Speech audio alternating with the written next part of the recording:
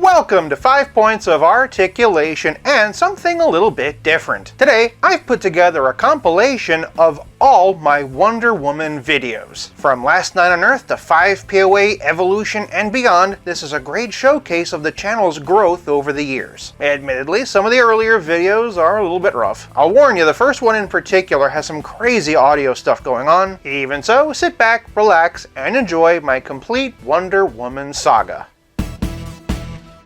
Welcome to 5 Points of Articulation, where I review action figures and then articulate 5 points to help you decide if you want to add that figure to your collection. The 5 points I discuss are packaging, presentation, posability, playability, and price. I'm Jason, and as you can see today, we're going to be looking at the McFarlane Toys DC Multiverse Last Night on Earth Wonder Woman. Taking a look at the packaging, we can see that this is a wider version of the normal McFarlane box. Nice big window to accommodate the Bane pieces. The collect-to-build Bane is right on the front, along with the number of the figure that we're looking at. Name and logo on one side, window on the other, window on the top with that Last Night on Earth logo shoved in, and some nice artwork on the back to show you what the figure is based on, the other figures in the wave, and how to build Bane. And here I thought you needed Venom. Hey Todd, while you're at it, could you please give us this version of Vixen and Huntress? As usual, the trading card and figure stand are glued into the box. I really wish McFarlane could find a way to pack those in without having to destroy it. And just like the comic book Wonder Woman is powerless if she's been bound by the hands of men, this Wonder Woman comes with a little strap holding her in place. Like many other figures, the cape comes out from the back of this blister card, so do mind that when you're taking it out. McFarlane has some of the best boxes around. Yeah, they're a little bit bland, but I also think they do have a touch of class. For packaging, 1 whole point. Moving on to presentation, thanks to those platform shoes and her mohawk, Wonder Woman comes to about 7.5 inches. Full disclosure, I never read Last Night on Earth, so I have nothing to compare this figure to except for the artwork on the box. That said, based off of the merit of just this figure in front of me, wow. This is a fantastic face sculpt that really balances strength and beauty. I love the wash for the sides of the head that are shaved. The promotional photos didn't have that, and I thought it looked kind of weird. I think this looks a lot better. That said, this gap in the front where the hairline is really kind of stands out now. I love this mohawk look for Diana, but I'd love to see this exact same head sculpt with a full head of hair. I have a feeling it would be the best classic Wonder Woman head sculpt we've ever gotten. And I like how it goes to a little braid in the back. Moving down to her shoulders, I can't get over this cape. The texturing is absolutely incredible. I love this tattering at the bottom. Be warned though that this cape is glued in place and is absolutely not removable. I'll get more into it during posability, but I like how the diaphragm joint is hidden underneath this bustier and how it has this nice metallic red. The gold and the red together have a really nice armored look, and it's a good contrast for the skirt piece. Unfortunately, this knife does not come out of the sheath and honestly could really use some extra paint detailing. Diana's bracers have this wide ribbing pattern to them. Definitely looks a lot more powerful though. Great leather detailing on this sheath. Could probably benefit from some paint detail here though. Another thing I really want to point out about this figure is the musculature. Because of the two-piece design, we can see some really great ab definition and also some great leg muscles. One of my biggest complaints about the movie version of Wonder Woman was that her legs were just these long, plain tree stumps. Not just Wonder Woman, but a lot of the early multiverse figures. This is a huge step in the right direction. Moving down to the boots, I like these knee pads that she has. The diamond shape kind of reminds me of Superman a bit. And the boots themselves are really cool with these kind of buckles along the side. Real shame we don't have any paint detailing to really make that stand out. Also, I gotta tell you, this flesh tone peg in the calf is really throwing me off. Diana does have peg holes, but I gotta tell you, because the backs of these platforms are so narrow and pointy, it is a little bit hard to get her to stand. Also noticing now that the back of her thigh has that same gold as these knee pads. Minor nitpicks over paint detailing aside, this is the best sculpted Wonder Woman action figure I have ever seen. No question at all, for presentation she gets 1 whole point. Moving on to posability, Wonder Woman's head is on a barbell. The ponytail does keep her from really looking back, but as far as looking down is concerned, she can really bury the chin. She's also got some really great tilt. Moving down to her arms, we can see that she has that kind of butterfly joint system that McFarlane uses. Unfortunately, because of the cape, her arm can only go up that much, and it also can't really move much up this way either. She does have a bicep cut, though, very nicely hidden by these rings. And fantastic double jointed elbows. Generally speaking, I really hate these balls that McFarlane uses for the wrists. I kind of feel like it makes it look like all their figures have carpal tunnel. And this one's kind of weird because instead of hinging up and down, it sort of just hinges side to side. If she had a sword or a weapon, it would kind of work, but just for a fist, it doesn't really make a whole lot of sense to me. But on that subject, you'll notice that her right hand can hold a sword, so that articulation does come in really handy. Moving on to her torso articulation, this is where things get a little bit interesting. As I said, there's a great diaphragm joint hidden under this bustier. Arching it all the way back, you can definitely see a bit of a gap, and also if you look closer, you can kind of see some of the engineering. Incredible side-to-side tilt, all that twisting and turning for her sword slashing. But what really fascinated me was that this upper ab section is actually separate from down here. This actually overlaps that.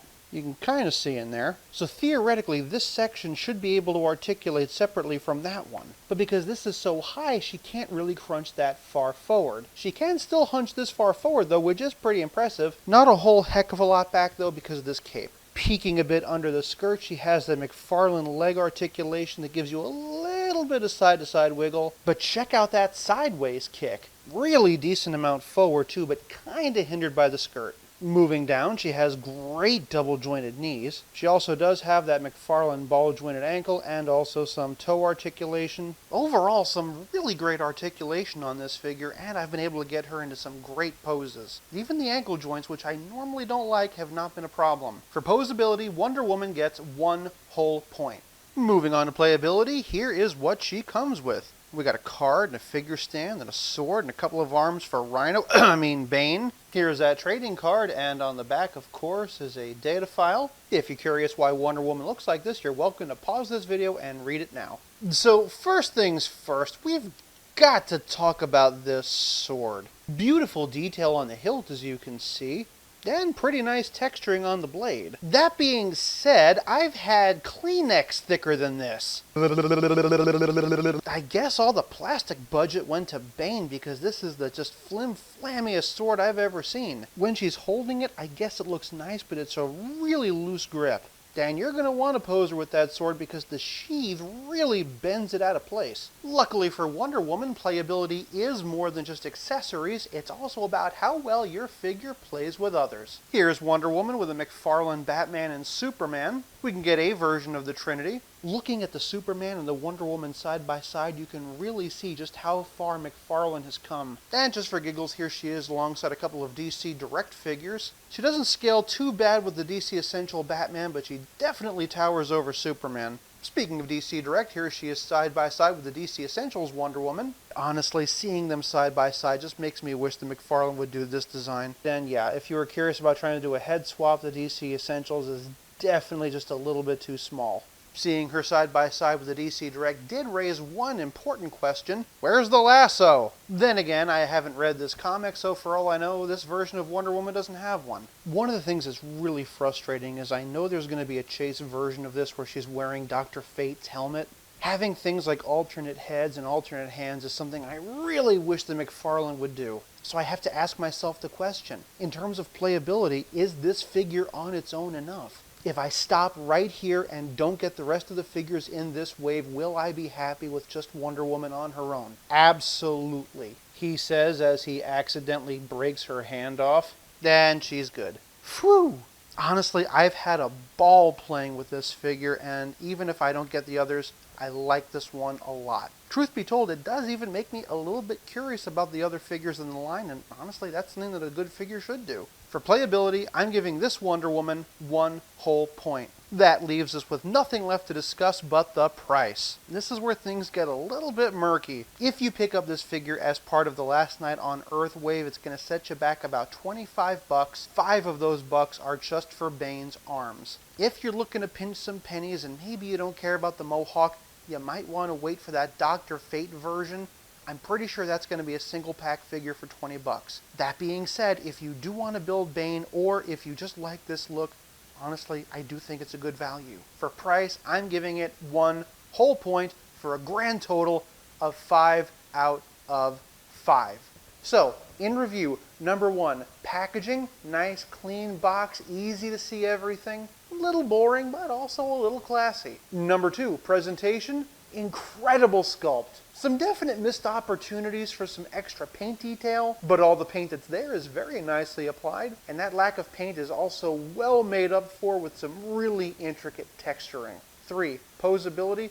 Honestly, I was fiddling around with it, and there was pretty much no pose I tried to get it into that I couldn't. Might want to watch out for that wrist though. 4. Playability. Listen, if you're going to get the rest of the figures in this wave, it's a fantastic addition. Otherwise, it isn't really going to go too well in any of your other collections, but honestly, I think she absolutely can stand on her own. And finally, number 5, price. If you're going to get the wave, obviously it's a fantastic deal. If you don't care about the head sculpt, maybe wait for the single carded variant. But beyond that, it's not that bad of a deal. Will I continue on and get the Bruce Wayne and Omega and Scarecrow figures? Well, I'm not entirely sure yet. Fiddling around with those Bane arms does kind of make me curious about the rest of them though. But I did just post a video the other day previewing some other DC figures I have that I'm going to be digging into real soon. If you enjoyed this content, please like, share, subscribe to all the YouTube rigmarole. I'll be back real soon, but until then, have fun.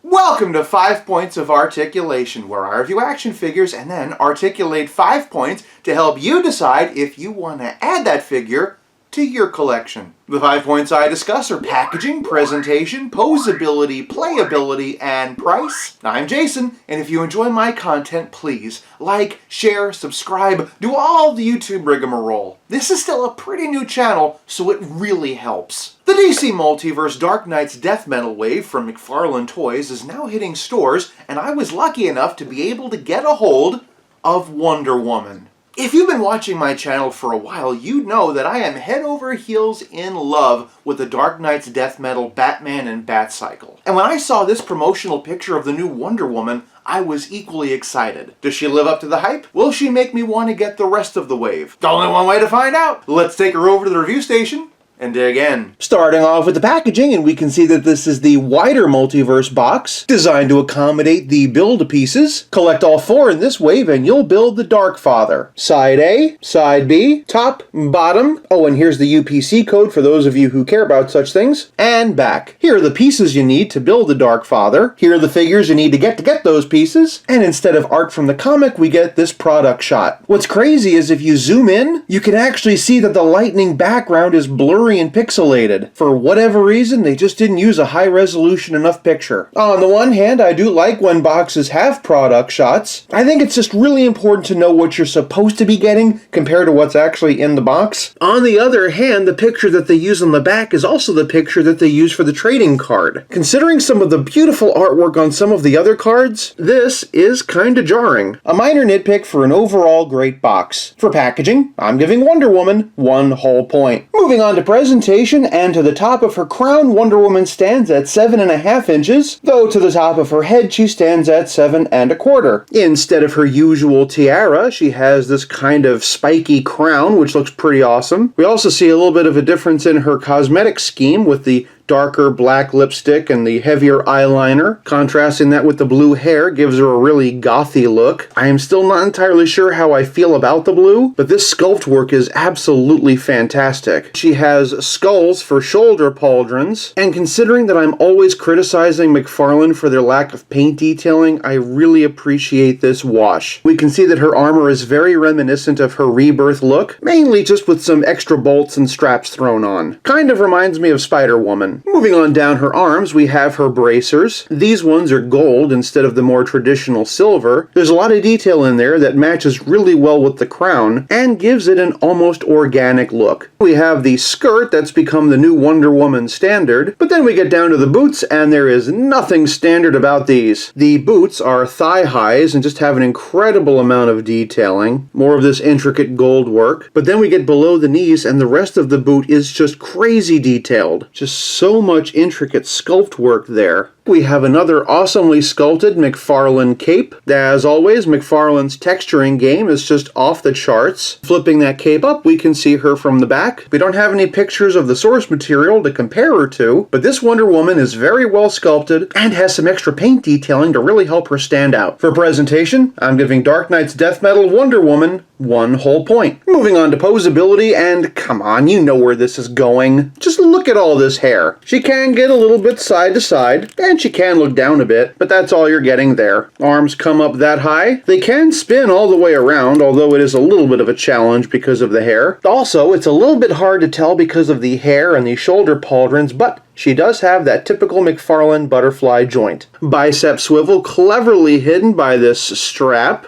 And of course, we have double jointed elbows and the typical McFarlane wrist ball. I hate this style of articulation for the wrists, and on this figure, it just looks particularly ugly. Now, this piece is rubber, and there is actually some kind of articulation underneath, but this rubber piece is so thick that there's just no give. For all intents and purposes, there is absolutely no waist or ab articulation in this Wonder Woman. She has the typical McFarlane hip joint system that we're used to. Pretty good spread and a little bit of wiggle. Nice opportunity here for a thigh cut that McFarlane sadly did not take advantage of. Typical double jointed knee, and of course toe articulation. They can hinge okay, but for the life of me, I'm just not getting any pivot. Normally with McFarlane ankles, you have to turn the ball the direction you want and then twist the foot back, but this time it just isn't doing it. I even tried putting them in boiling water and, well, nothing. When it comes to the posability of female figures, I always cut some slack because of the hair, but the lack of articulation in the midsection, the waist, and the ankles really hurt this figure. For posability, I'm giving Wonder Woman half a point. In addition to the Darkfather pieces and usual McFarlane figure stand and trading card, Wonder Woman comes with this chainsaw. It's made out of her lasso of truth, and while I'll be the first to admit I don't exactly know how you make a chainsaw from a lasso, to me it just looks less like she's going into battle and more like she's going into open heart surgery. I'm sure it's accurate to the comic, it just feels so small and weird compared to the rest of this design. Like, honestly, doesn't this make more sense? But playability is more than just accessories, it's also about how well your figure plays with others. So for McFarlane Toys comparison, here she is side by side the Last Night on Earth Wonder Woman. Both of these figures are very striking for their own reasons, and if you wanted to do a head swap, just be warned, these two skin tones do not match. But I know you want to see it, so here you go. And honestly, there might be something to this. The Last Night on Earth head does sit a little bit too low and is a little bit too big, but there's just something about this one that does kinda work for me. I do prefer the articulation system and the metallic paint of the Last Night on Earth figure, but I also really appreciate the extra paint detailing on this one. It's just one of those things that comes down to personal preference. And of course, my preference would be that McFarlane would just give us a regular version. And for that more classic Wonder Woman comparison, here she is side by side the DC Essentials. The Dark Knight Death Metal definitely towers over her, but I'm not entirely sure how much of that's proportion and how much of that is just shoes. Using my DC Multiverse cards as a base, yeah, they do actually stand about eye to eye. And for a DC Multiverse comparison, here she is side by side the Dark Knight's Death Metal Batman and the DC Rebirth Bizarro. For a 6-inch comparison, here she is side by side the Mattel Multiverse Rebirth Wonder Woman. And lastly, just for fun, here she is alongside my entire Wonder Woman action figure collection. Superpowers Wonder Woman by Kenner, JLA Wonder Woman by Hasbro, Mattel and DC Collectibles version of Rebirth Wonder Woman, and of course, the two non-movie versions by McFarlane. Is one of these your favorite Wonder Woman? Which one was your first? Sound off in the comments and let me know. I still think that the chainsaw is kinda weird, but she definitely stands out on your shelf, and let's be honest,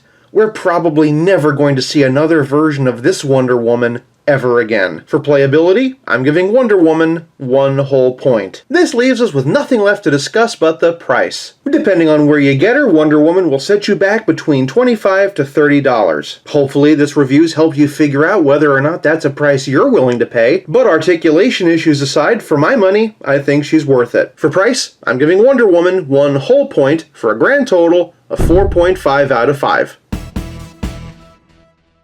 Is this new Wonder Woman designed by Todd McFarlane himself, in fact, the worst Wonder Woman ever made? I think so, and I'm counting this and this. Stick around and find out why you should not buy this figure. Welcome to 5 Points of Articulation, where I review action figures and then articulate 5 points to help you decide if you want to add that figure to your collection. The 5 points I discuss are packaging, presentation, posability, playability, and price. I'm Jason, and if you enjoy my content, please like, share, subscribe, do all the YouTube rigmarole. Starting off the packaging, and yeah, one whole point. We really just need to jump in and talk about this thing. From the top, I actually really do like this head sculpt. I also really love this headdress. Having had a Wonder Woman with brown hair, a shaved head mohawk Wonder Woman, and a Hot Topic Wonder Woman, it's kinda refreshing to get one with just some simple black hair. Moving on down though, and the first thing I'm not crazy about are these shoulder pads. They kinda remind me of Spiny from Super Mario Bros. Moving down the arm, and I like the armbands okay. And while I do think that the bracers are a bit gaudy, they are sculpted nicely. But then we get to the torso, and this is where things really start to fall apart. It's kind of hard to see on camera, but in person you can definitely see the blue plastic kind of bleeding through. You can kind of get a better idea of what I'm talking about if you look at her throat. And yet, based on the belly button, this part is clearly supposed to be flesh colored, and they didn't even bother painting it at all. And if you look at the picture on the box, which yes, I know I didn't do, it isn't even painted in on the prototype. Not only that, but every Wonder Woman for time in memoriam has had a red bustier, so making this one blue just doesn't feel like Wonder Woman. And not only that, but with the missing paint from her skin or the buckles, it just kind of looks unfinished. And speaking of being unfinished, let's talk about the texture. There's some very nice fine texture on the side panels of her top, but turning her around and it completely stops at the diaphragm joint. Texture, texture, texture, and nothing. Not only that,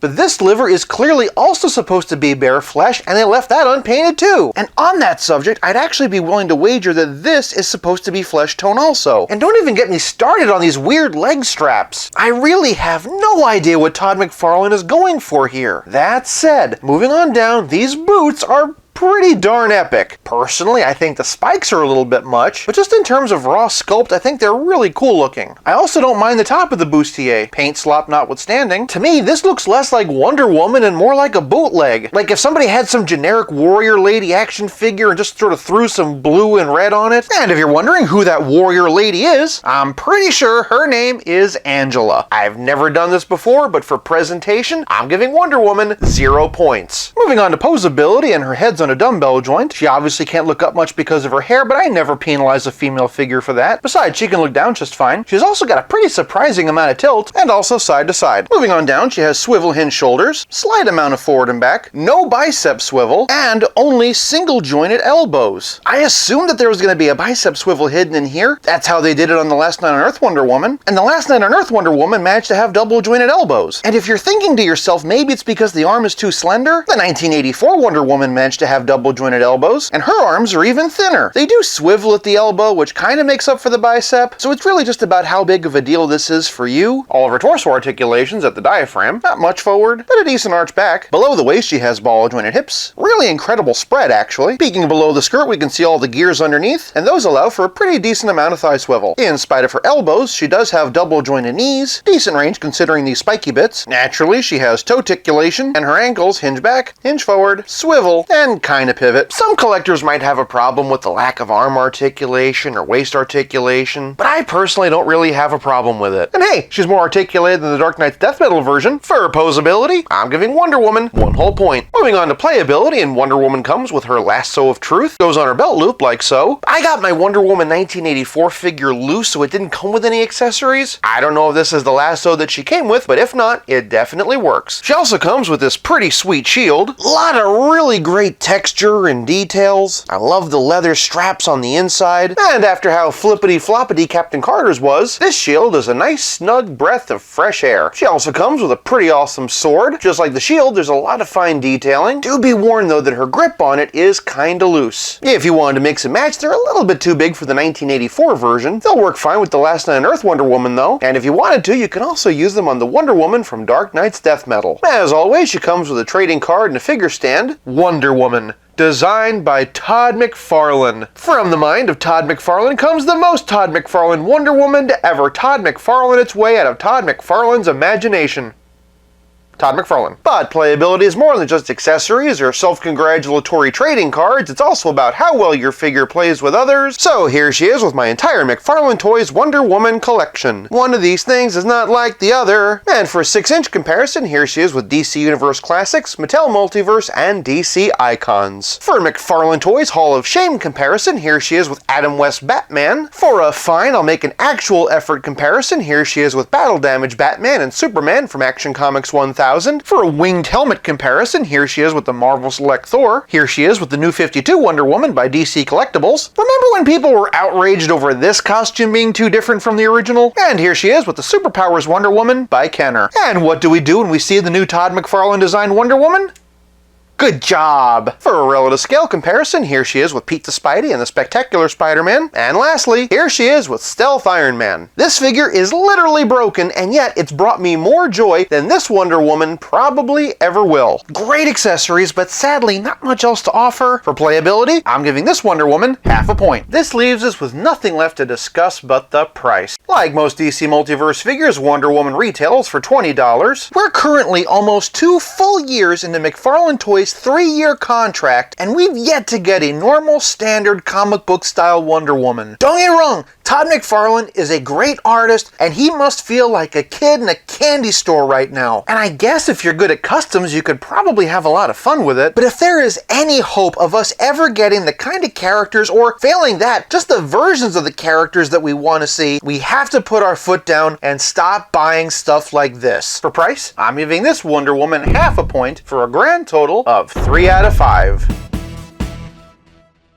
Sister, you have a twin sister. If you will not turn to the dark side, then perhaps she will. Darth! Welcome to 5 Points of Articulation, where I review action figures and then articulate 5 points to help you decide if you want to add that figure to your collection. The 5 points I discuss are packaging, presentation, posability, playability, and price. I'm Jason, and if you enjoy my content, please like, share, subscribe, do all the YouTube rigmarole.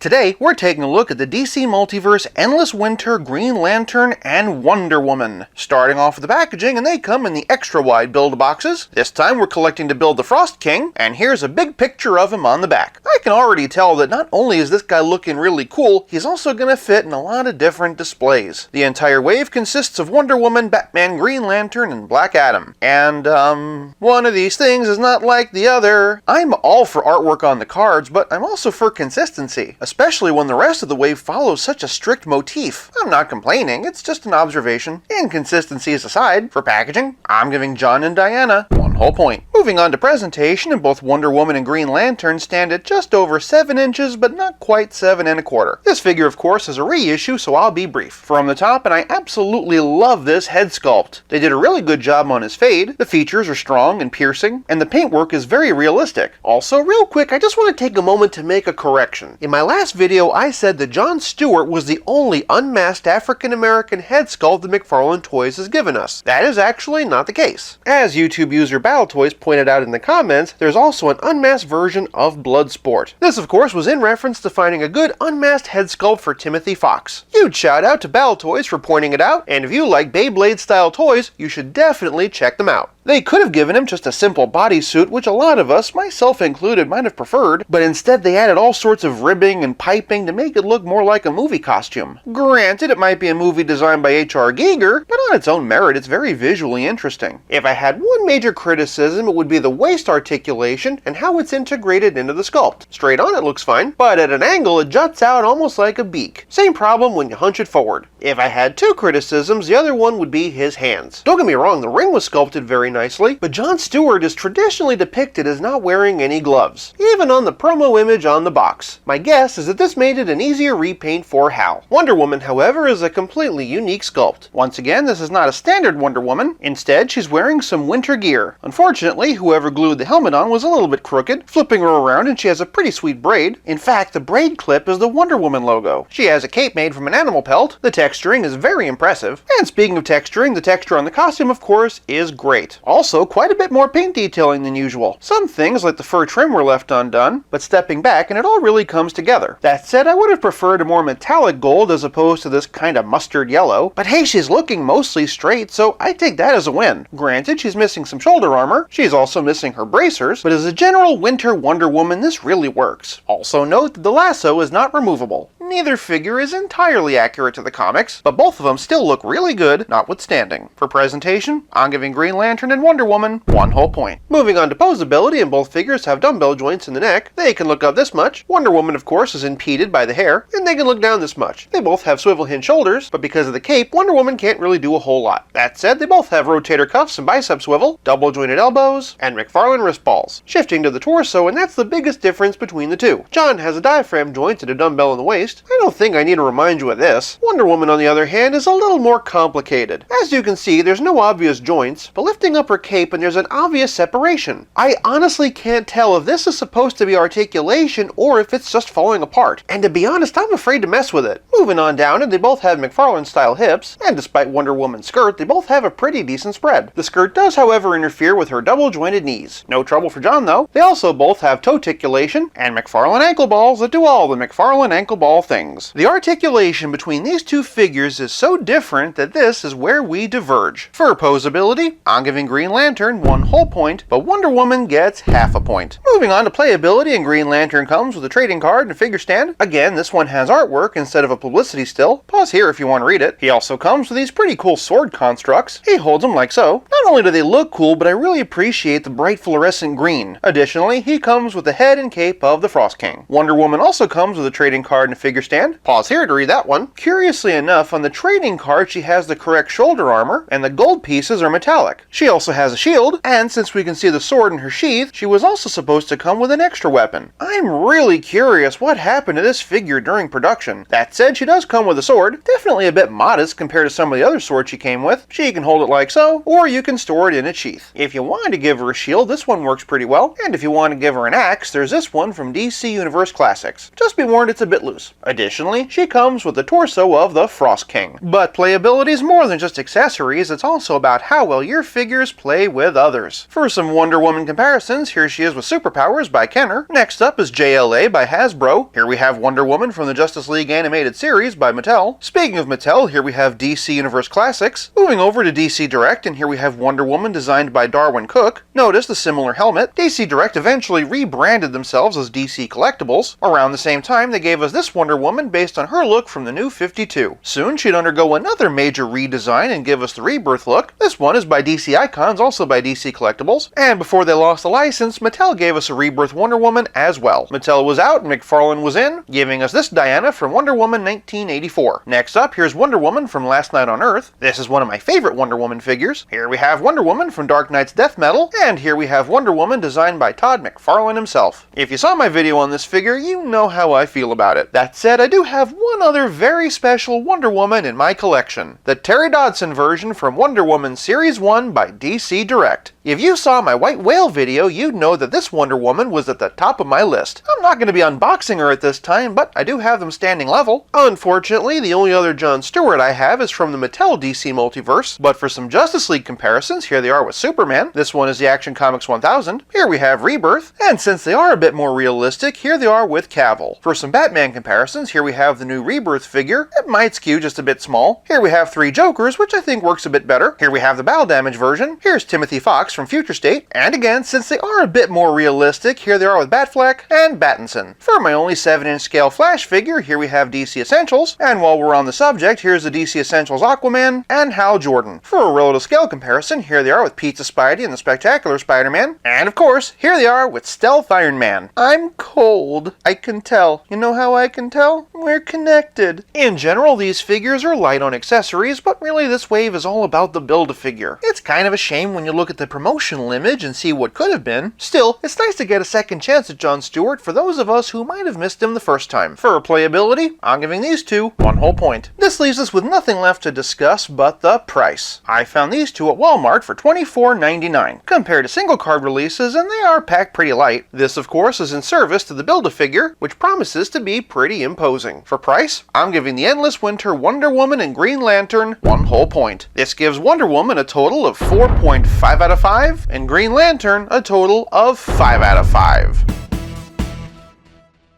I might owe McFarlane Toys an apology. In my review of this figure, I said it was the worst Wonder Woman ever made. 1 week later, and I found this. Duh. Welcome to 5 Points of Articulation, where I review action figures and then articulate 5 points to help you decide if you want to add that figure to your collection. The 5 points I discuss are packaging, presentation, posability, playability, and price. I'm Jason, and if you enjoy my content, please like, share, subscribe, do all the YouTube rigmarole.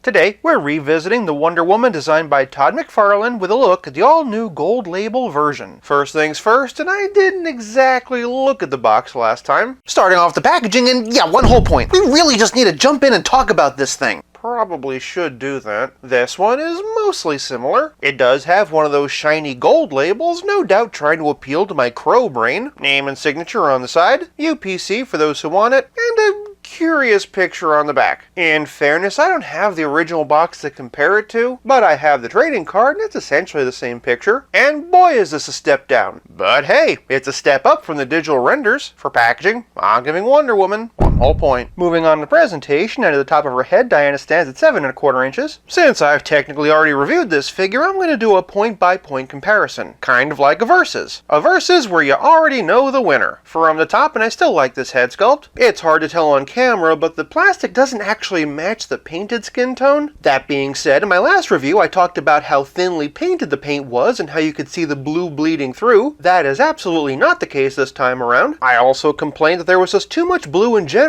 and that it didn't really look like Wonder Woman. This time the red top and blue skirt makes it absolutely unmistakable, and just the shade of blue is much better as well. The new figure is a darker, more navy blue, whereas the original was more of a Crayola blue. Also improved are the pauldrons. In my original review I said that it reminded me of Spinies from Super Mario Bros., so I like this nice even gold-ish color. So yeah, this isn't really gold so much as it's kind of a brass. In fact, it's the exact same color that they use for Godspeed. Another nice detail is how they punched in some silver in the armbands, and once again I do still really like all the sculpted detail in the armor. One of my biggest issues last time was the lack of painted flesh detail where clearly skin was supposed to be showing, and unfortunately they did not fix that here. That said, the brass fasteners do a better job of breaking it up than this did, but based on the sculpt it's very clear that her stomach should be showing, as well as her sides and the middle of her back. And speaking of the middle of her back, that brings us to my other big complaint, not continuing the texture. On the original version, it really drew attention to itself because all of it was the same shade of blue going around. This time, McFarlane's painted it silver to try to throw us off the course. Doing it this way, it almost seems intentional, but that's honestly just not true. Just look at the sculpted lines and you can tell. That said, I do want to give credit where credit's due. They acknowledged the issue, no doubt thanks to my stellar review,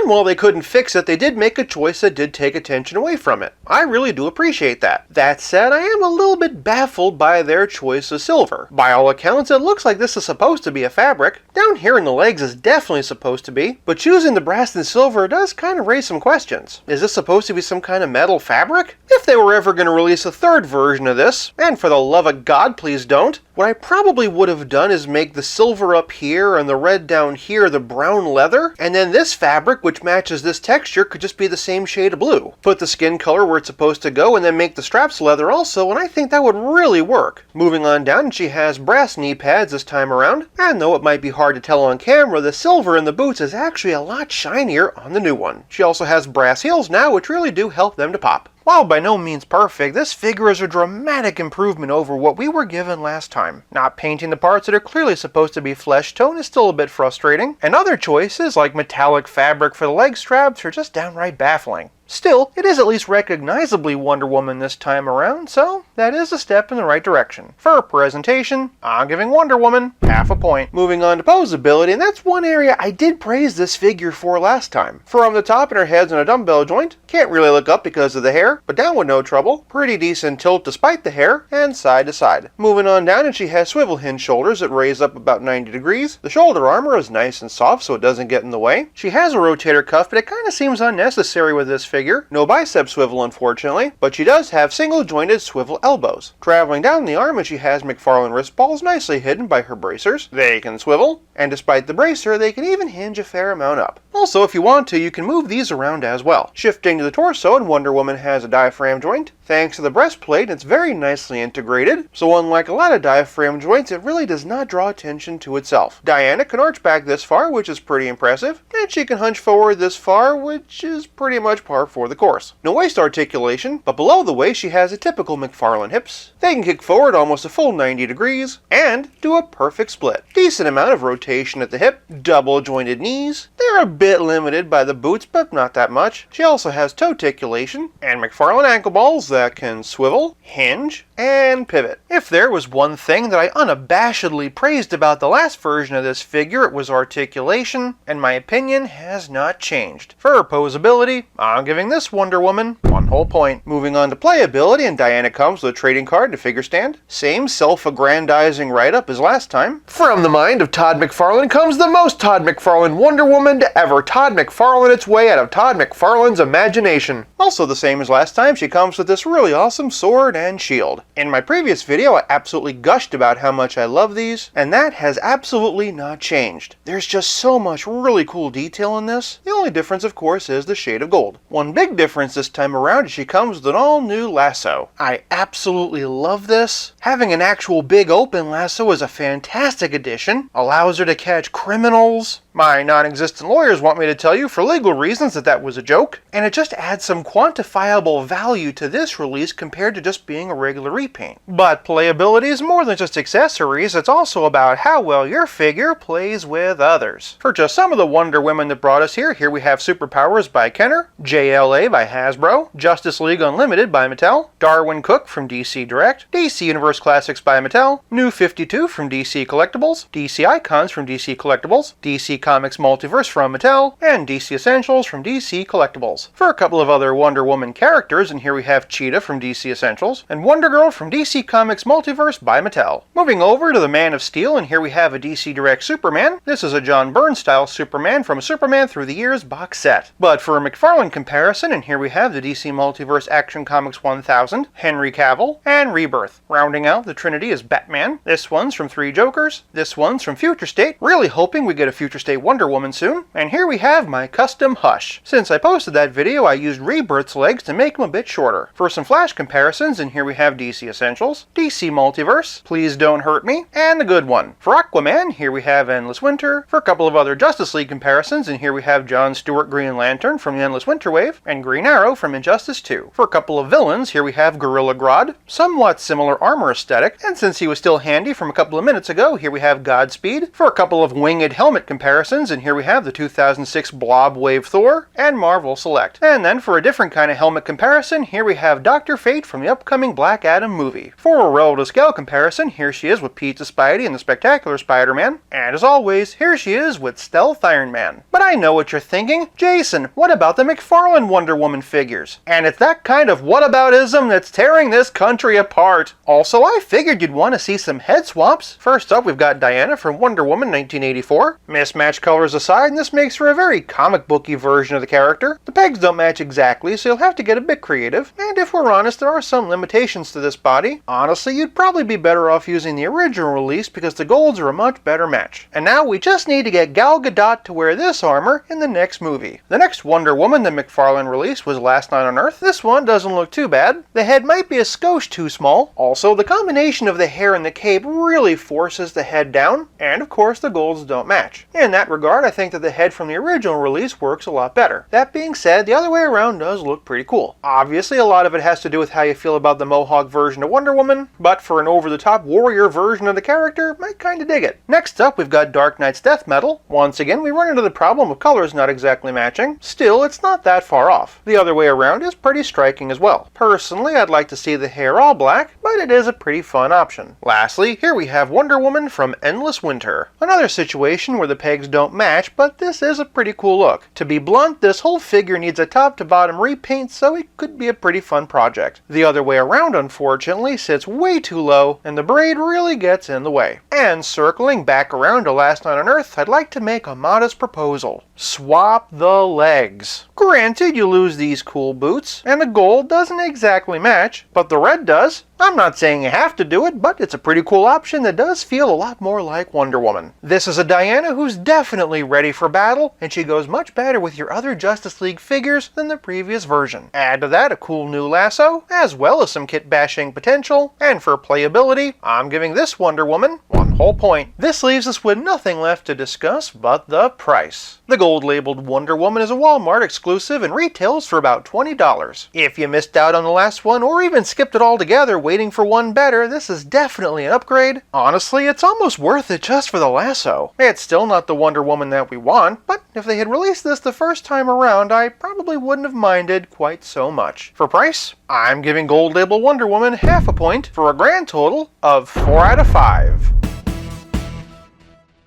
Welcome to 5 Points of Articulation, where I review action figures and then articulate 5 points to help you decide if you want to add that figure to your collection. The 5 points I discuss are packaging, presentation, posability, playability, and price. I'm Jason, and if you enjoy my content, please like, share, subscribe, do all the YouTube rigmarole.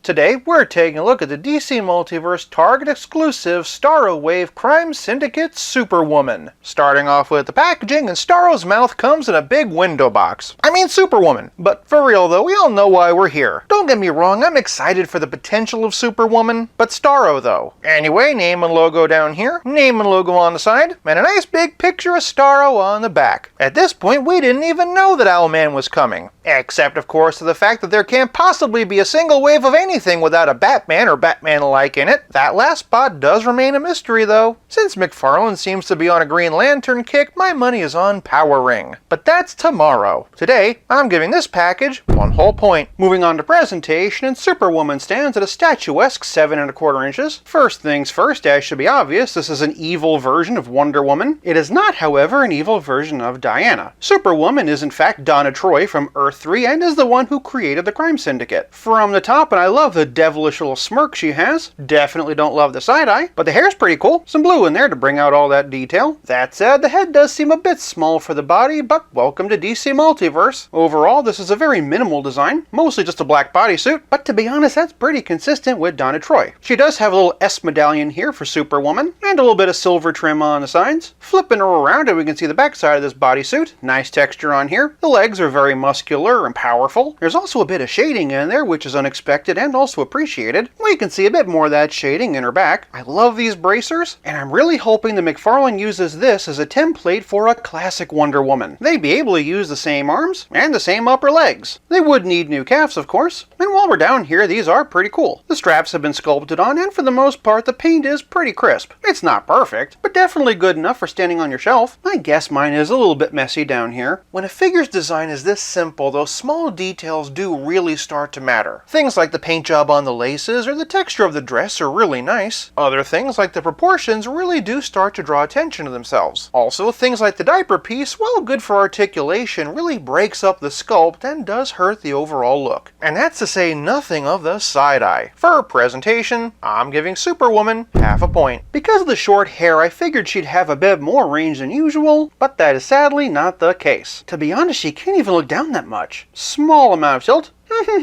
but of course all the way around. Moving on down, to Donna has swivel hinge shoulders that raise way over 90 degrees, great range in the rotator cuff, bicep swivel, double jointed elbows, and McFarlane wrist balls at swivel and hinge. Shifting the torso, and she doesn't have a diaphragm joint, but she does have a dumbbell waist. Superwoman can arch back this far, which is great, and she can hunch forward this far, which is not great at all. As I see it, the biggest issue is the diaper piece fighting against her. Even so, she does get a bit of tilt and twist. Below the waist, and Superwoman Superwoman has a typical McFarlane hips. They can kick forward 90 degrees and do a great split. Solid amount of twist at the hip, and then moving down she has double jointed knees, toe articulation, and McFarlane ankle balls that swivel, hinge, and pivot. The articulation in this figure's arms and legs is great. The head and torso, however, not so much. Since it's halfway good and halfway bad, I'm going to meet in the middle, and for posability, give Superwoman half a point. Moving on to playability, and Superwoman comes with the trading card and figure stand. Pause here if you want to learn more about her. She also comes with my ex-wife. All joking aside, and no pun intended, Starro really is the star of this wave. Last time we looked at the arms, they were kind enough to cut the grooves to match. I'm honestly really impressed with how well the seams line up. Flipping it on its side, and this does give us an idea of how big Starro is going to be. Also, if you're curious, I did track down an Ultraman. That, of course, is a head swap video for another day. Just like Owlman, Superwoman comes with her own personal Starro, and the fewer technical jokes, the better. But playability is more than just accessories, it's also about how well your figure plays with others. First things first, and here she is with the Superpowers from Kenner. Here we have JLA by Hasbro. This was a spiritual successor to Total Justice. And speaking of Justice, here we have Justice League Unlimited, DC Universe Classics, Darwin Cook Style, DC Direct, DC Icons from DC Collectibles, DC Comics Multiverse from Mattel, DC Essentials also from DC Collectibles, and whatever this line is called by Spin Master. For the only other Wonder Woman related characters in my collection, and here we have Cheetah, and here we have Wonder Girl. For a fellow member of the Crime Syndicate, and here we have Owlman. This brings us to some regular Batmans. This one's from Detective Comics 1000, Target exclusive Battle Damage version, Flashpoint, 3 Jokers, Rebirth, and Page Punchers. Of course, for an evil Batman, and here we have the Batman Who Laughs. For an evil Green Lantern, and here we have Parallax. But for a nice Green Lantern, here we have the Dawnbreaker 2-pack. For a not so nice Man of Steel, and here we have Superman the Infected. But then for that black costume Superwoman aesthetic, and here we have Henry Cavill from the Snyder Cut, and the Solar Suit costume from the Superman and Lois comic. For a Flash comparison, here we have DC Essentials and DC Multiverse. And then for an Aquaman comparison, here we have Endless Winter. For a Supergirl comparison, here we have DC Essentials. And then for some 7-inch scale Marvel comparisons, and here we have the Marvel Select Black Widow, Marvel Select Black Cat, and Marvel Select Thor. For a roller scale comparison, here's Superwoman with Pizza Spidey and the Spectacular Spider-Man. And as always, here she is with Stealth Iron Man. Of course, one thing that would be really super are head swaps. The ball's a lot smaller than usual, so a lot of pegs don't match. It's also a bit more challenging to get this ball out. We need to heat the head up and get in there with some really small pliers. Also, be aware that this hole is a lot smaller than usual. Here we have Diana from Wonder Woman 1984. This one is definitely interesting. Doesn't much look like Gal Gadot, but then again, neither does this head sculpt. The other way around sits a bit too high, but maybe with some work you could do something with it. Here we have Last Night on Earth. This one unfortunately sits a bit low. If you were able to raise it up, I will say that the skin tones match pretty well. The other way around, it looks like her hair is finally starting to grow back. Here we have Dark Knight's Death Metal, also a pretty cool one. Not gonna lie, I'm kinda digging this one. Least weighs the hair. Other way around, and the head sits a bit too high. If you're able to lower it, it wouldn't be half bad. I know it's one of the lesser favorites, but here we have Endless Winter. Again, as an unhelmeted option, or as a different Amazon, this could be a lot of fun. I know this figure has its haters, but I really do love the sculpt. In terms of size and skin tone, it's fine. Not entirely sure what you do with it though. Here we have the very divisive one designed by Todd McFarlane. If you wanted to give her longer hair, I could see this as a good unhelmeted version, or again, just a random Amazon. The other way around doesn't really work for me, mainly because the headdress is so fancy compared to the body. But if you see this and feel inspired, there you go. And then for just a couple of other DC Multiverse dames, here we have the Drowned. The head might be a bit small for Superwoman, but it's a lot more proportionate here. It could be argued it's a bit too large. Here we have Harley Quinn. Again, I'm not sure what you do with it, but there could be something there. Other way around, and nope. And finally, here we have Catwoman.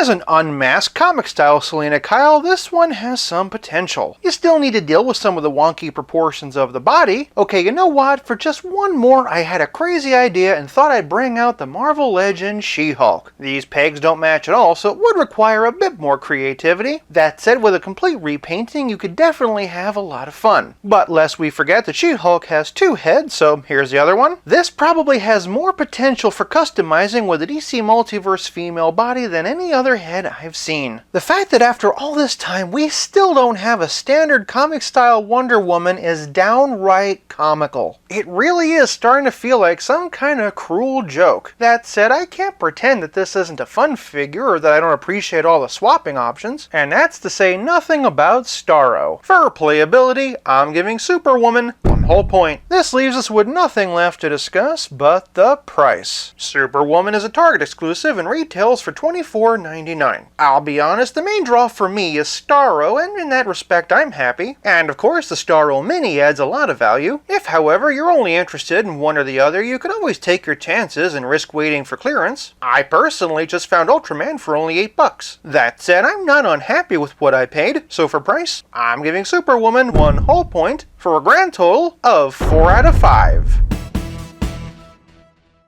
In 1984, Kenner released the Superpowers collection, and with it, this Wonder Woman. Two toy companies have attempted to continue their legacy. DC Comics Superheroes by Toy Biz, and the all-new Superpowers by McFarlane Toys. Which Wonder Woman is the worthy successor to the original Superpowers collection? Place your bets and stick around. This versus may just surprise you. Welcome to 5 Points of Articulation, where I review action figures, and then articulate 5 points to help you decide if you want to add that figure to your collection. The 5 points I discuss are packaging, presentation, posability, playability, and price. I'm Jason, and if you enjoy my content, please like, share, subscribe, do all the YouTube rigmarole. Starting off with the packaging, and each company's approached their figure differently. Toy Biz absolutely created their own brand with the DC Comics superheroes. They'd go on to do the same with much greater success with Marvel. Note, however, that they did keep the red stripe and yellow stars of the Superpowers packaging, and for some reason there's a gap in it. Also similar to Superpowers, we have some very large comic book art on the side. I don't know if this was taken from a specific comic, or if it was key art provided by DC Comics, or if it was drawn by the company, but either way it's a very solid classic Wonder Woman. There's also a metallic sheen that's pretty nice too. Power Arm throws golden lasso. Flipping her around back, and I really like this. We get a nice product shot displaying the action feature, and down here the bio is presented as an article in the Daily Planet. That's pretty clever. Other figures include Superman, Lex Luthor, Penguin, Riddler, Mr. Freeze, and Robin. Switching over to McFarlane, and this is a more literal translation of the original Superpowers packaging. It's bright blue with the Superpowers logo, the yellow and red star-spangled banner, and a 4-color image of Wonder Woman on the side. One nice little touch is that they have the classic McFarlane logo from the 90s in lieu of the Kenner logo. The back looks like a Kenner Superpowers as well. Whip out your magnifying glass so you can see all the figures available, and over here we get a bio. McFarlane has done an incredible job of recreating this card, and it was absolutely the right choice to make, but if I'm honest with myself, I really do like this one better. I enjoy how the figure is shown off, I like how much clearer the other figures are displayed, and the use of the Daily Planet's a nice bit of world building. For packaging, this round goes to Toy Biz. Moving on to presentation, and starting with Toy Biz, she stands at just under 4¼ inches. This figure is so similar to the original Kenner that at first glance you might think it's the same one. Putting them side by side, the differences become immediately apparent. I've heard that these figures reused molds from Superpowers, but I don't think that's actually the case. Not in the way that people mean anyway. What I think happened is that they made their own molds based on the Superpowers figures and then resculpted from there. Notice how much smaller this Wonder Woman is. Notice also the difference in the cut of the shoulder articulation, and then also note the similarity in the legs, specifically the seam lines. You'll notice that the original Superpowers Wonder Woman is pinless. This leg is actually hollow, made of 2 pieces stuck together in the middle. This was to accommodate the mechanism for her action feature. That means that this leg was made using 2 separate molds. This Wonder Woman's action feature has nothing to do with her legs. As you can see, they're pinned. This leg was solid, meaning it was made using only 1 mold. And this seam line is a holdover from when Toy Biz made their own cast of the original Kenner leg. Complicating matters is this 1988 drink cup holder from Burger King. Accounting for the stand, they're the exact same height. The slightly shorter, stockier torsos are identical. Here's the original Superpowers for comparison. And they also have the same thicker arms. Also the same smaller head. So yeah, I'm not entirely sure where all this came from. By contrast, the McFarlane figure stands at just over 4½ inches. As is par for the course with this line, it makes her bigger than the original. That being said, the original was kind of on the short side. With that in mind, look at just how much smaller Toy Biz is. In that regard, the new one stands toe-to-toe with the other members of the Trinity. From the top, and this is hands down the best face sculpt we've seen so far in McFarlane's Superpowers line. Also, is it just me, or does she kinda look like Laura Legends? Shame that they didn't paint the star though. Not pointing fingers, but even Toy Toy Biz did that, and it's not like it wasn't on the card art. But yeah, we do need to talk about this card art. Based on the armor and the boots, this is clearly a Rebirth design, and if there was any doubt about that, the barcode even says so. And while the boots are clearly Rebirth, and the torso armor is clearly Rebirth, for some reason she has the classic version's trunks. So it kind of looks like Rebirth Wonder Woman running around in her underwear. Compared to Toy Biz, I will say that McFarlane spared no expense on the painted on stars. If they hadn't sculpted in these armor lines, and just given her classic boots, this could have honestly passed as a very solid pre-New 52 Wonder Woman, similar to their Superpower Superman. See what I mean, by the way, in reference to the improvements to the face sculpt? Speaking of improvements, I have got to talk about the cape. The first thing you'll notice is that there isn't a hole in it. It's also a much softer, much more flexible fabric. A sharp contrast to how tough and crinkly this was. This is just another example of McFarlane Toys listening. Again, I'm not saying that they're listening to me specifically, but again, I am really grateful. By the way, if you're wondering, that cape is removable and she does look really good without it. Also, if you're wondering, yes, you could give it to Superman. Just note that it doesn't have an S. Strictly speaking, this one does look more like Superpowers, by which I mean it looks like a clone whose genetic integrity is breaking down, and while this one's not entirely accurate to the source material upon which it's based, it's much better sculpted and better proportioned. For presentation, this round goes to McFarlane. Moving on to posability, and while you might think this is an easy draw, that is not necessarily the case. Both figures have the same number of joints, but quality is not the same as quantity. From the top, and both gals have a swivel neck, but whereas Toy Biz can barely look side to side, McFarlane has a very decent range. Moving down, they both have a shoulder swivel, and while the left arm is no problem at all for Toy Biz, the right arm is another story. Flipping her around, and remember that she has an action feature, because of that action feature you can't really pose this arm. McFarlane of course has no trouble in that department. Moving on down to the spangly panties, and they both have T-style swivel hips. This one can kick like so, and this one can kick like so. This one can bend at the knee, but only this deeply, and same on the other one. All the joints might be there, but sadly the range is not. For posability, this round also goes to McFarlane. Moving on to playability, and as stated before, the Toy Biz figure has a feature in the back. Nice to meet ya. This is in service to her golden lasso. It's just embroidery thread. According to the package, she can throw her lasso and,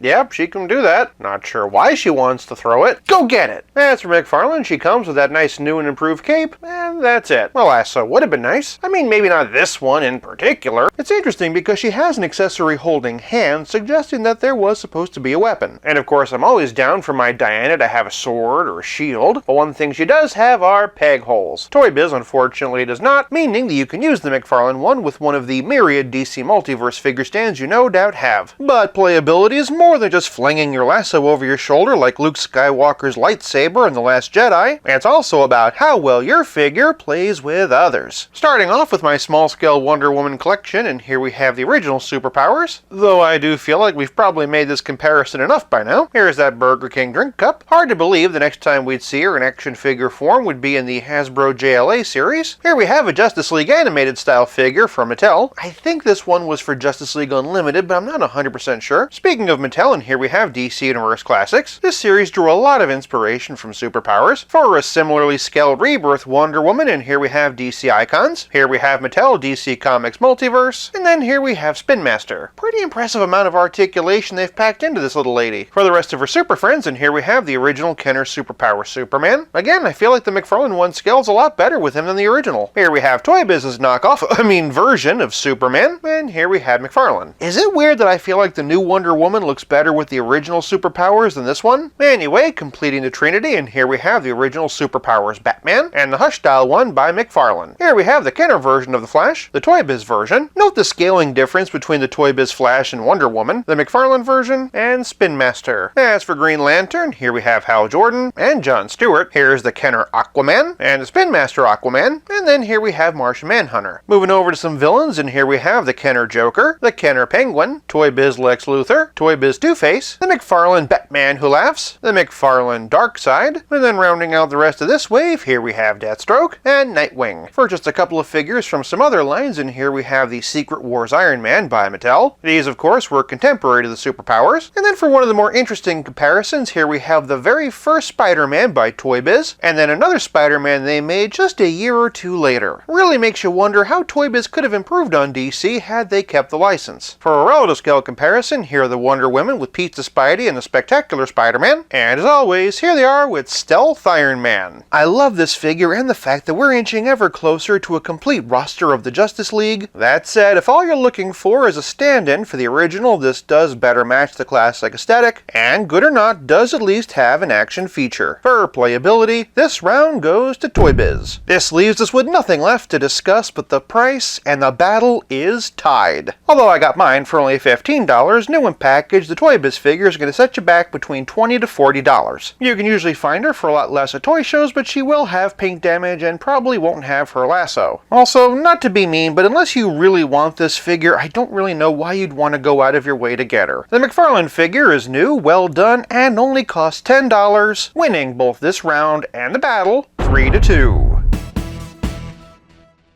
I am Diana, daughter of Hippolyta, queen of the Amazons, and for $150 I will appear for 1 minute in your new DC movie. In the name of all that is good in this world, please, I really need the work. Welcome to 5 Points of Articulation, where I review action figures and then articulate 5 points to help you decide if you want to add that figure to your collection. The 5 points I discuss are packaging, presentation, posability, playability, and price. I'm Jason, and if you enjoy my content, please like, share, subscribe, do all the YouTube rigmarole.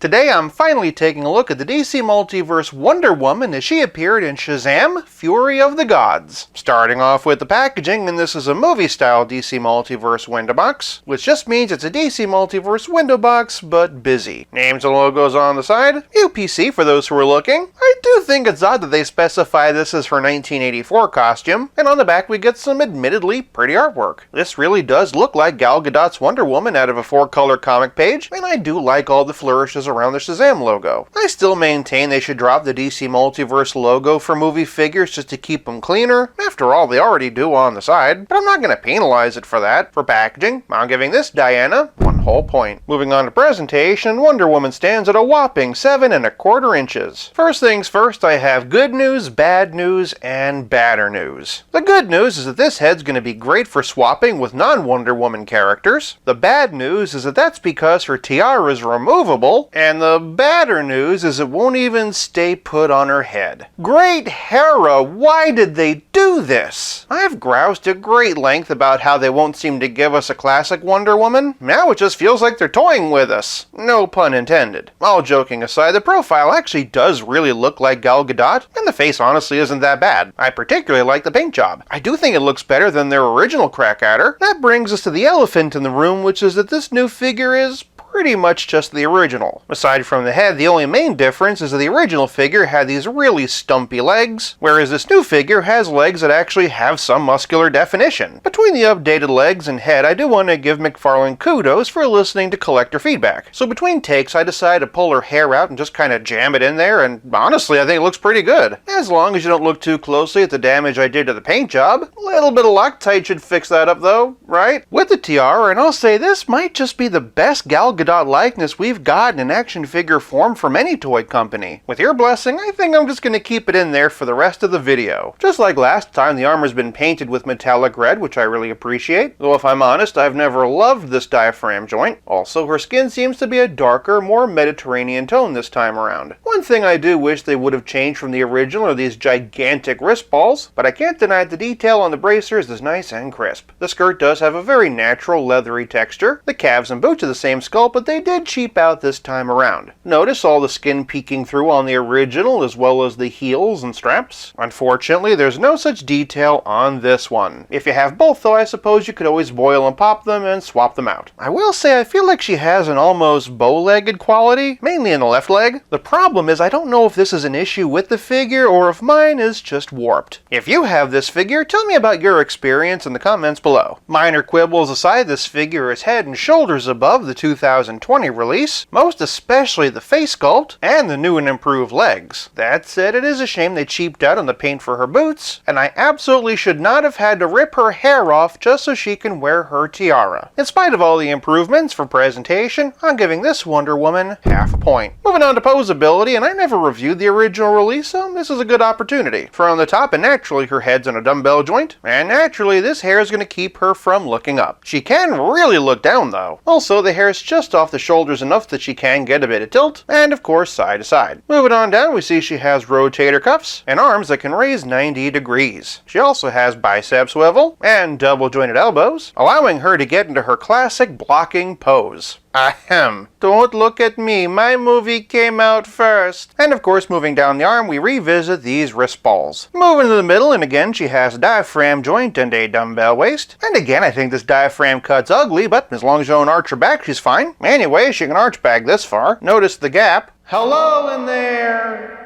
That said, she can hunch forward this far, which for a DC Multiverse is impressive, until you spin her around and realize she's about to pop apart. That said, she does get a great amount of tilt, and twist, and twist. Below the lasso of truth, and Diana has the typical McFarlane hips. These new legs can kick this high, which for the record is slightly lower than the original, but she can do a perfect split. Just note that it does hike up the skirt. Sadly, there is absolutely no swivel in the thigh, but she does have double jointed knees, toe articulation, and McFarlane ankles that swivel, hinge, and pivot. With the exception of limitations from the hair, which is a common issue with female figures, I'm really impressed by the range on this Wonder Woman. Diana's a warrior, and there's no limit to the fighting poses you'll be able to get her into. For posability, I'm giving this Wonder Woman 1 whole point. Moving on to playability, and Wonder Woman comes with a trading card and a figure stand. Pause here to read it. Spoiler alert, it has nothing to do with her appearance in Shazam Fury of the Gods. Another thing that doesn't have anything to do with her role in Shazam Fury of the Gods is her tiara being removable. Obviously, she can take it off and throw it like a batarang, but we definitely don't see her do it in this movie, or any other current DC movies that she may or may not have a cameo in, if you pick up what I'm putting down. Seriously, Blue Beetle, Aquaman, give me a call. She does come with her rolled up lasso, which is just reused from the original figure. It hangs snugly from the loop on the side of her belt, but she does also come with this lasso, which near as I can tell is new. Leastways, it doesn't match any other lassos I have. Since the only prop that she does use in Fury of the Gods is the wizard staff, it would have been cool if she came with that. Of course, a lot of collectors really wish she'd come with her shield and sword. This one, by the way, is from Mattel, and this is from Last Night on Earth. But playability is more than just accessories or ripping your figure's hair off just to use them. It's also about how well your figure plays with others. Just to see how close they are in design, for a few Rebirth Wonder Women, and here we have DC Icons. Here's DC Essentials, which only looks contorted because it's the only way I could get her to stand. And here we have DC Multiverse by Mattel. Just gonna point out that McFarlane still hasn't given us one. For a few movie-specific Wonder Women, and here we have the basic one from Mattel, the DC Comics Multiverse version by Mattel, and the 1984 figure by McFarlane Toys. As you can see, the height's also been corrected in the new one. For some other members of the Justice League, and here we have Henry Cavill Superman, but for those wanting to turn this into a comic-style Wonder Woman, and here we have a comic-style Superman. This one's from Action Comics 1000. And here we have the angry laserized version of Superman from Hush. For a small slew of Batmen, and here we have Batfleck as he appeared in Justice League, and his stuntman as he appeared in The Flash. Seriously, watch my video if you don't believe me. For a few other notables though, and here's Batman from 3 Jokers. Here's Rebirth, which I do think is a smidge too small. Here's Page Punchers, which is also a bit too small, but not too bad, since I know a bunch of you use him as your main Batman. And here's Arkham City, and my current favorite, the blue and gray version of Hush. Finally, moving on to the rest of the league, and here she is with the Flash as he appears in the new movie. And from the Justice League, back when the worst thing Ezra Miller ever did was Fantastic Beasts. That said, and as I patiently await for the Flashpoint Build-Away version, here she is with Rebirth. Here we have the movie version of Aquaman, and boy howdy am I looking forward to the updated ones. And here we have the comic book version, rounding out the movie Justice League, and here we have Cyborg. But here we have Endless Winter Green Lantern, who's realistic enough that I like to include him on my live-action shelf. Of course, I'd be remiss if if I didn't include Shazam, since this is technically the wave she comes with. I also feel like I'd be remiss if I didn't include her sidekick Wonder Girl. This one's from Mattel, and here she is with the DC Essentials version of her arch nemesis, Cheetah. For a roll-to-scale comparison, here's Wonder Woman with Pizza Spidey and the Spectacular Spider-Man, and as always, here she is with Stealth Iron Man. Hello, I'm Tony and I'm an alcoholic. Batman is way cooler than me. I honestly really like being on this leash. My greatest fear is being vulnerable, which is why I wear a suit of armor and chase shallow, meaningless flings instead of deep, meaningful relationships. Captain America was totally right in Civil War. What's happening to me? Well, of course, the thing I know a lot of you are excited to see are head swaps. First up, and here we have Last Night on Earth. Because of the hair, this head won't even attach. But other way around, if you want to make a comic book Wonder Woman, this head would be a good starting point. Just needs a repaint and some new hair. Next up, and here's Dark Knight's Death Metal. This one's a lot cooler than I was expecting. If you want to give a live-action Diana this look, I think it would work. Other way around, and this is also better than I expected. If you could give her a less hot topic-y color scheme and that new tiara, this would make a pretty good comic version as well. For one of my least favorites, and here's the one designed by Todd McFarlane,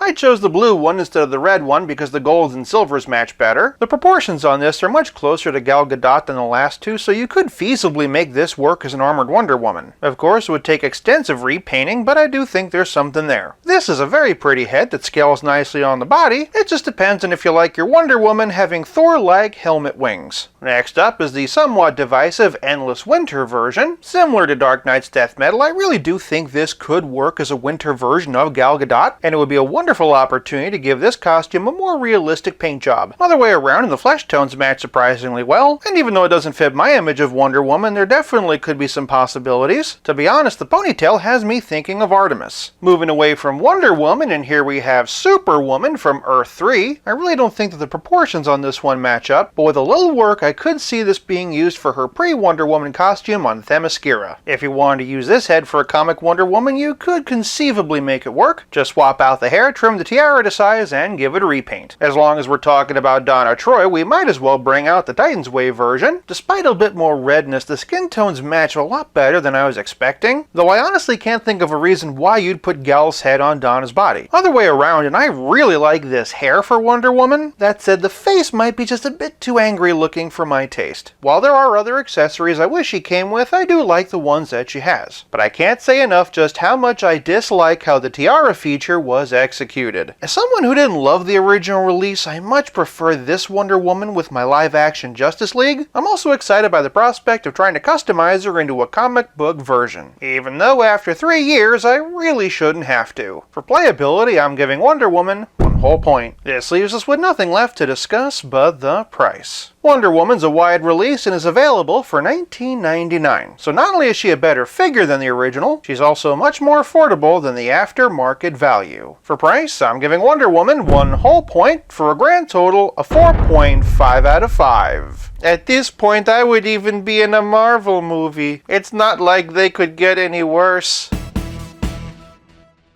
In this corner, the 2007 Terry Dodson Wonder Woman from Who is Wonder Woman. In this corner, the 2009 Justice League of America box set Wonder Woman. And in this corner, the 2011 Wonder Woman from Justice League Classic Icons. Before tackling the new classic Wonder Woman figure by DC Multiverse, today we're taking a look at 3 of the most highly sought after DC Direct Wonder Women to figure out which is the best Diana for your dinero. Are there other classic style DC Direct Wonder Woman figures? Sure, but these 3 are considered the best, so we're gonna see which one is the best of the best. Welcome to 5 Points of Articulation, where I review action figures and then articulate 5 points to help you decide if you want to add that figure to your collection. The 5 points I discuss are packaging, presentation, posability, playability, and price. I'm Jason, and if you enjoy my content, please like, share, subscribe, do all the YouTube rigmarole.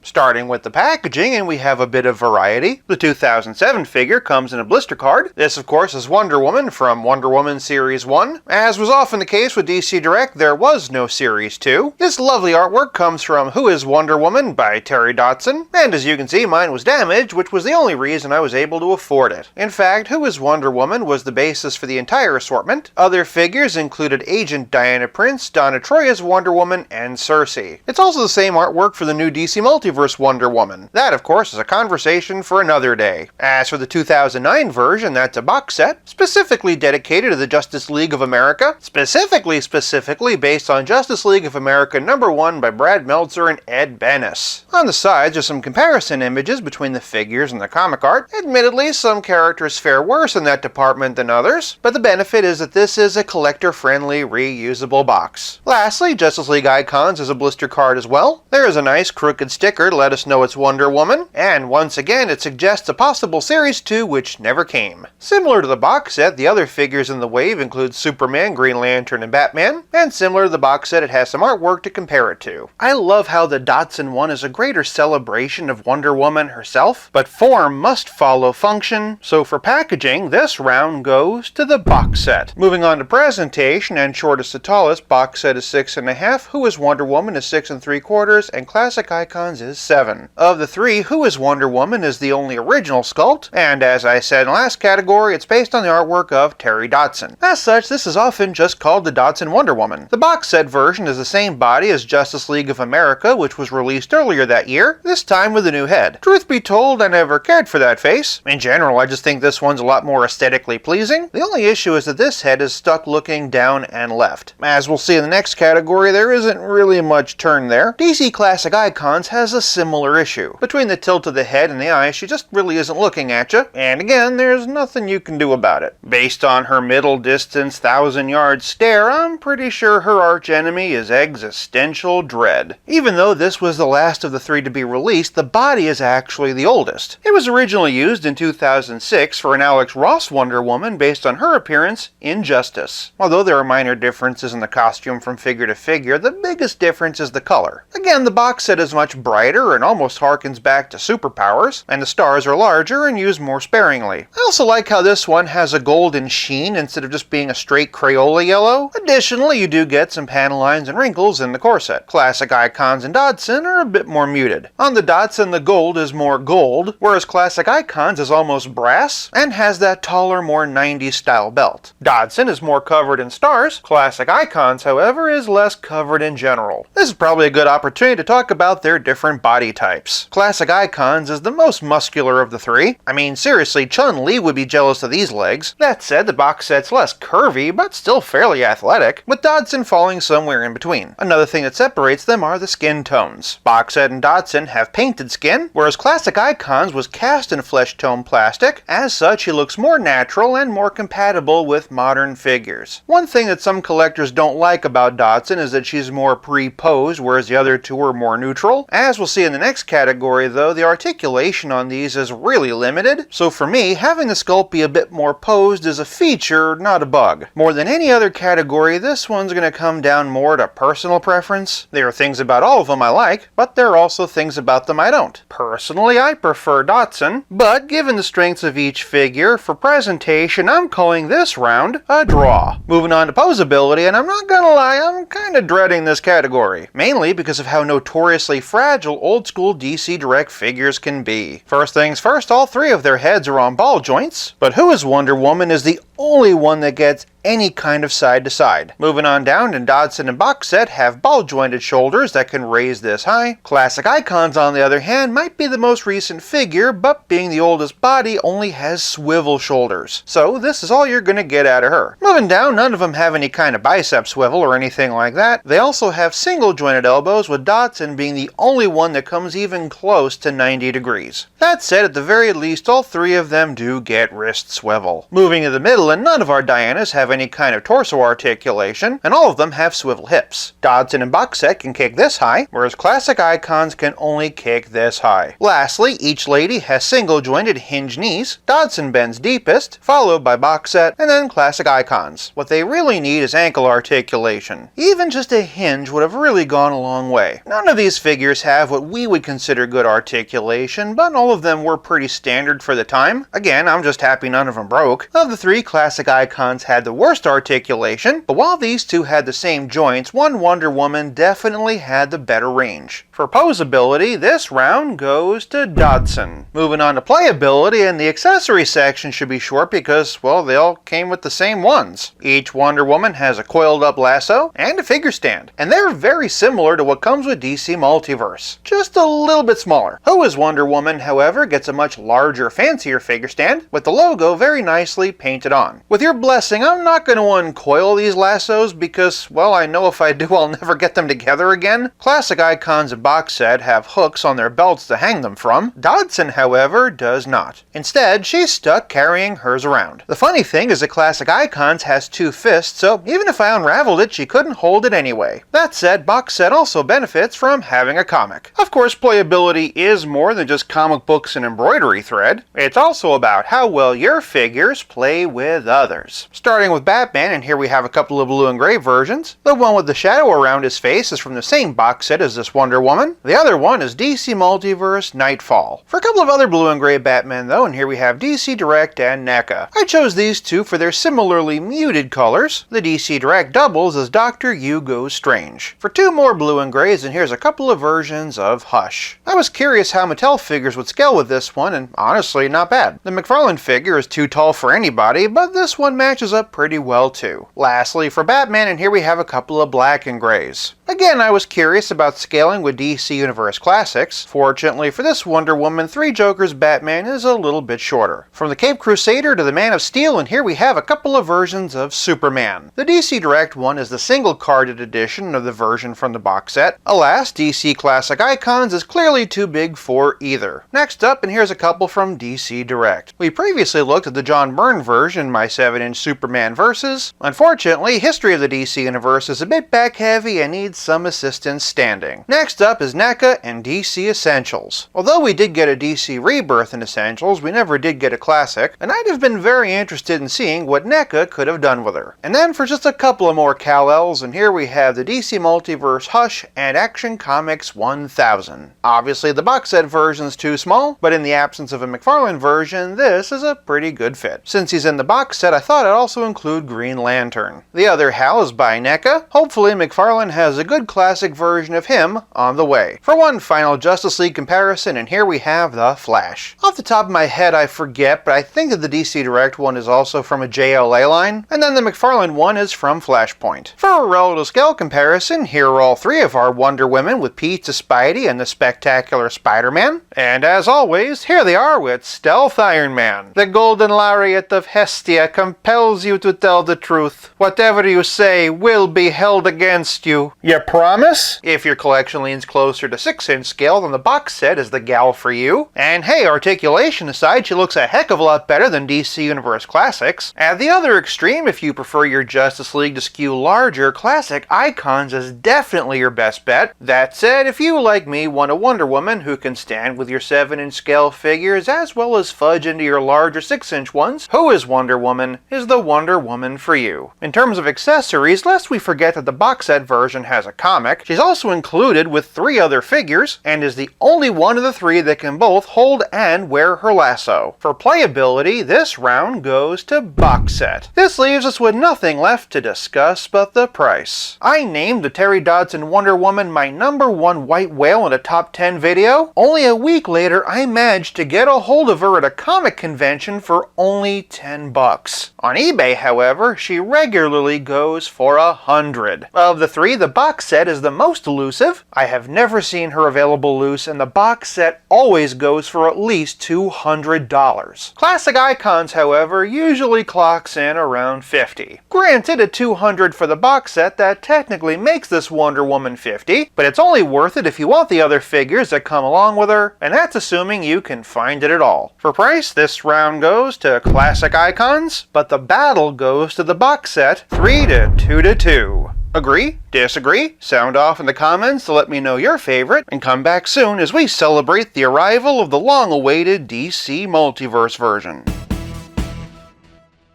So, how long have we been waiting now for a regular classic-style DC Multiverse Wonder Woman? It's been 84 years.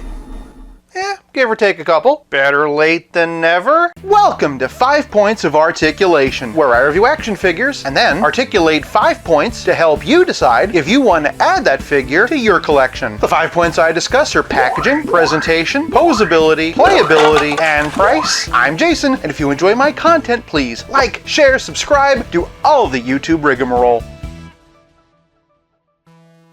After years of hoping and praying, we finally have a classic comic-style DC Multiverse Diana, and today we're gonna see if this Wonder Woman is worth the wait. Starting off with the packaging, and Wonder Woman comes in an extra-wide window box, and there's definitely no dead space in this one. It's a collector edition, so we have the foil running down the side, more of that on the spine. As for her number, naturally Wonder Woman's a perfect 10. Down here is illegal, and for those of you using apps like Brickseek, here's the UPC. Flipping her around, we have some gorgeous artwork by Terry Dodson. It was taken from the story Who is Wonder Woman? Of course, it also said that on the side, making it all the more baffling to me why the red tornado wasn't from Tornado's Path. Again, seeing as how they use that cover art. The fact that they're drawing from this story gives me hope that we might just get a Donna Troy, a Cersei, and especially a Cheetah. Given how long it took to get this, though, I get ahead of myself. For now, and for packaging, Wonder Woman gets 1 whole point. Moving on to presentation, and Wonder Woman stands at a statuesque 7¼ inches. Lining her up with some other Wonder Woman figures, and in the case of Superwoman, Wonder Woman adjacent figures, and you can see she is cut from a similar cloth, but the reuse comes from Superwoman. This includes the arms, you can definitely see it at the bicep, and while the bracers have been resculpted, the hands are the same, and so are the legs, with Wonder Woman having new boots. Honestly, this doesn't bother me in the slightest. I like the idea of Wonder Woman being stronger and more powerful. This one really feels like she could put a hurting on you. She also looks like she saw your internet browser history and is deeply disappointed. I'm not saying she's ugly or anything, far from it. Flipping her sideways and her profile has a lot of personality. It's a small detail, but I particularly like that little upturn in her nose. Her eyes are vibrant and everything's been painted very nice. Additionally, while not completely the same, there's a lot of similarity between this and Last Night on Earth, so I could see this as 2 different versions of the same person. It's just that they went with a more serious expression, which is fine for the warrior aspect of her, but not quite so much the diplomat. One criticism I've seen on social media is that her head sits a bit low, and I do agree with that. For comparison, here it is just sitting in place without being plugged in, and I think that's a lot better. The only downside is it makes her even taller. Moving on down, they've done a great job with the costume. I really like this brighter gold that they used, and the fact that the bustier is metallic adds a really nice effect. Granted, it also kind of reminds me of Adrienne Palicki's Wonder Woman. There's also some nice wrinkles and line work in there. The belt, similarly, is very vibrant. Tiniest bit of slop on mine, unfortunately. And lest we forget her signature star-spangled dark blue boy shorts. I know they're not boy shorts, but I do love my alliteration, and I love how cleanly these stars have been tampoed on. I just really don't understand why there isn't one there. Not gonna lie, it kinda drives my OCD a little bit crazy. Traversing down the leg, we've already talked about it being from Superwoman, so then let's talk about the boots. For some reason I can't quite understand they've given them this really crackly leather texture. It does not continue on the ankle ball, nor does the white stripe running down the middle. That also just kinda stops at the toe. There is some interesting tread work, but overall this is definitely my least favorite part of the figure. Well, that or the rotator cuff. On this side, the hair does a nice job of minimizing the joints. Here they're just kind of out for the world to see, and unfortunately are quite a bit gappy. Honestly, any criticisms I have are more nitpicks than anything else, and for presentation I'm giving this Wonder Woman 1 whole point. Moving on to posability, and I can see a couple of choices here being polarizing. From the top, and of course her head's in a dumbbell joint, and of course that long luscious hair is gonna get in the way of some range. Naturally she can't look up, she can look a bit down though. No tilt on this side, but a little bit over here. Otherwise she does get side to side. Moving down, and I am particularly impressed with how high her arm can raise. The rotator cuff gets a lot of range. Again though, also a lot of gappage. Moving on down, and again we've seen this bicep swivel before with Power Woman. Very deep double elbow. In fact, the range is so good she can do her famous pose, Wakanda forever! That's the one, right? Of course, she's got McFarlane-style wrist balls that can swivel, and then hinge either side to side, or up and down, shifting the torso, and this is the major area that I think a lot of people are going to have a problem with. Specifically, that she only has articulation in the waist. Of course, that does a wonderful job of preserving all the lines of the sculpt, but from a functional standpoint, how does it actually affect posability? Well, for one thing, she can arch back farther than Elizabeth Olsen as the Scarlet Witch, but she can't really hunch forward at all. That's That said, some of the Dianas with diaphragms that McFarlane's made don't get much forward either, and then a couple of them didn't even get a waist cut. Don't get me wrong, I think they could have done better. On the other hand, DC Icons has a diaphragm and an ab crunch, and even that doesn't hunch forward that far. Point being, I think this is more of a female character thing and less of a this particular figure thing. Fortunately, she still gets a great amount of tilt and twist. Below the barely posable bustier, and Diana has the typical McFarlane hips. She can kick this high, which is incredible, and do a perfect split. Alas, no twist at all in the hip. Moving down though, and she does have double jointed knees that bend perfectly, toe articulation, and McFarlane ankles that can swivel, hinge,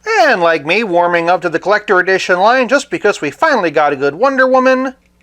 Pivot. Is this the best articulated Wonder Woman action figure ever made? No. She's plenty posable enough for me, but I don't need a lasso of truth to know that that lack of torso and thigh articulation is going to be a big disappointment to a lot of collectors. For posability, I'm giving Wonder Woman half a point. Moving on to playability, and of course Wonder Woman comes with a trading card and a figure stand. Since it's a collector edition, it has some silver foil, and the logo is silver as well. If you want to read about Wonder Woman, pause here. Also, because it's the collector edition, it comes with a trading card stand. Luckily, this Wonder Woman comes with a lot more. First up, and here we have her shield. Lots of great little details in there. That double W really stands out in gold, and although it could use some extra painted detail, there's at least a lot of nice sculpting on the inside. I like all the straps and braids on the handle, and even the inside of the shield itself has some nice dings and pockmarks. But what's a shield without a sword? Captain America, that's what. Compared to some other Wonder Woman swords we've looked at over the years, this one is nice and thick, but not too thick. Definitely not too floppy. The hilt is gold with some nice straps. Looking closely, you can even see a star. After quite a bit of finessing with that accessory holding hand, this warrior princess is ready for battle. But let's say an axe is more your fancy. Wonder Woman has one of those too, and it's great. Again, lots of great detail on the blades, and a nice long gold handle. Once you've softened that hand up, you can easily switch them out, or you can swap that fist out for an accessory holding hand, and have Wonder Woman dual wield. There's also an alternate fist for her right hand, and a pair of open hands. I'd have been happy with just the fist and the accessory holding one, so this is a great addition.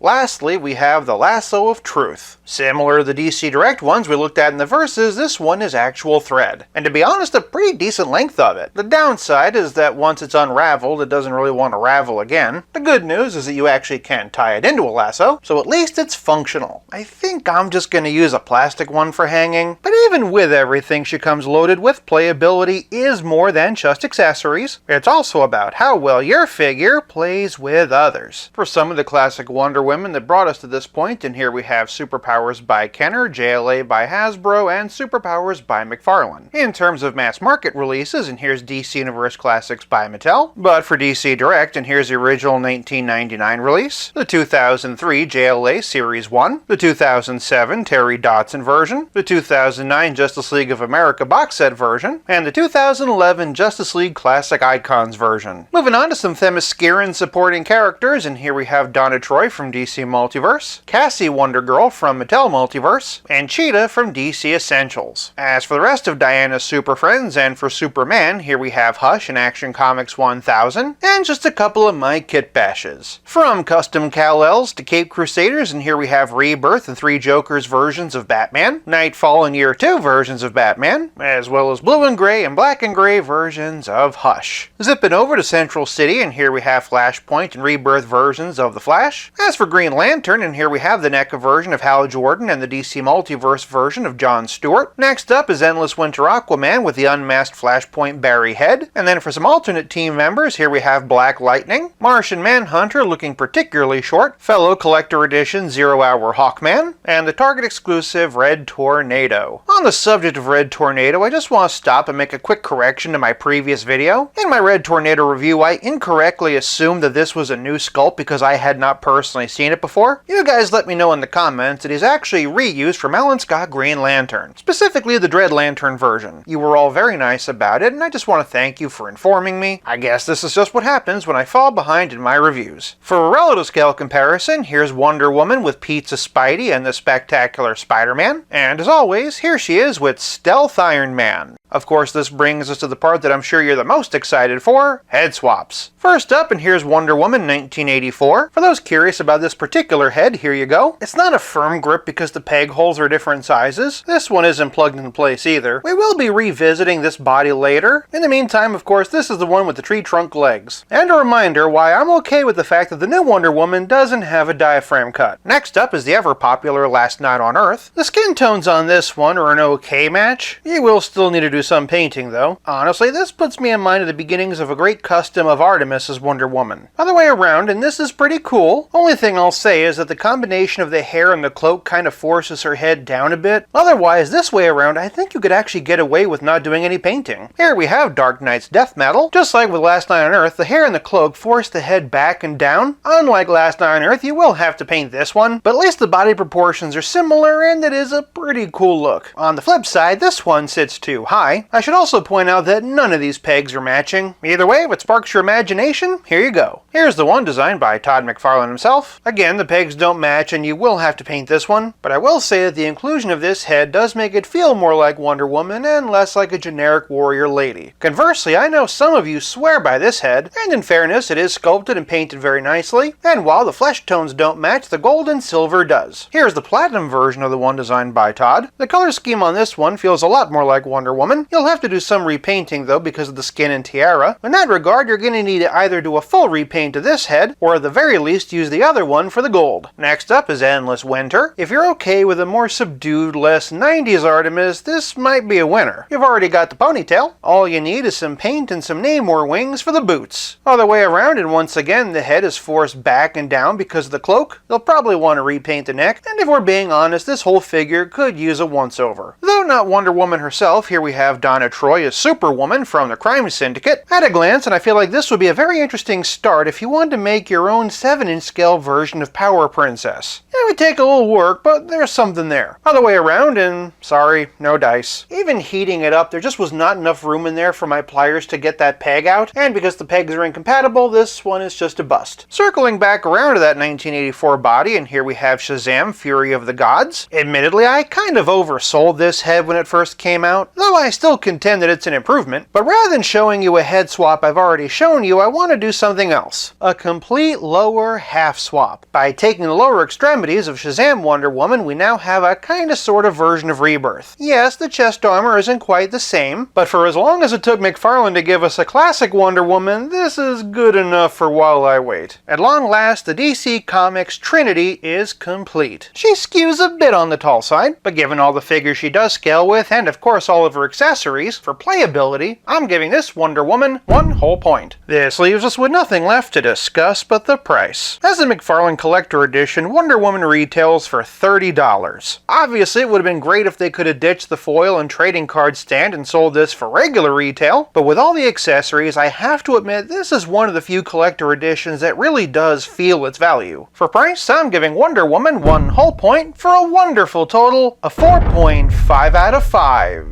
Of course, there is just one more comparison I didn't get a chance to make in this video, but that's a conversation for another day. Welcome to 5 Points of Articulation. January 24th, 2024 was the channel's 3-year anniversary. Today I'm celebrating with one of my most anticipated videos, the DC Multiverse McFarlane Collector Edition Wonder Woman vs. the Marvel Legends Void Wave Power Princess.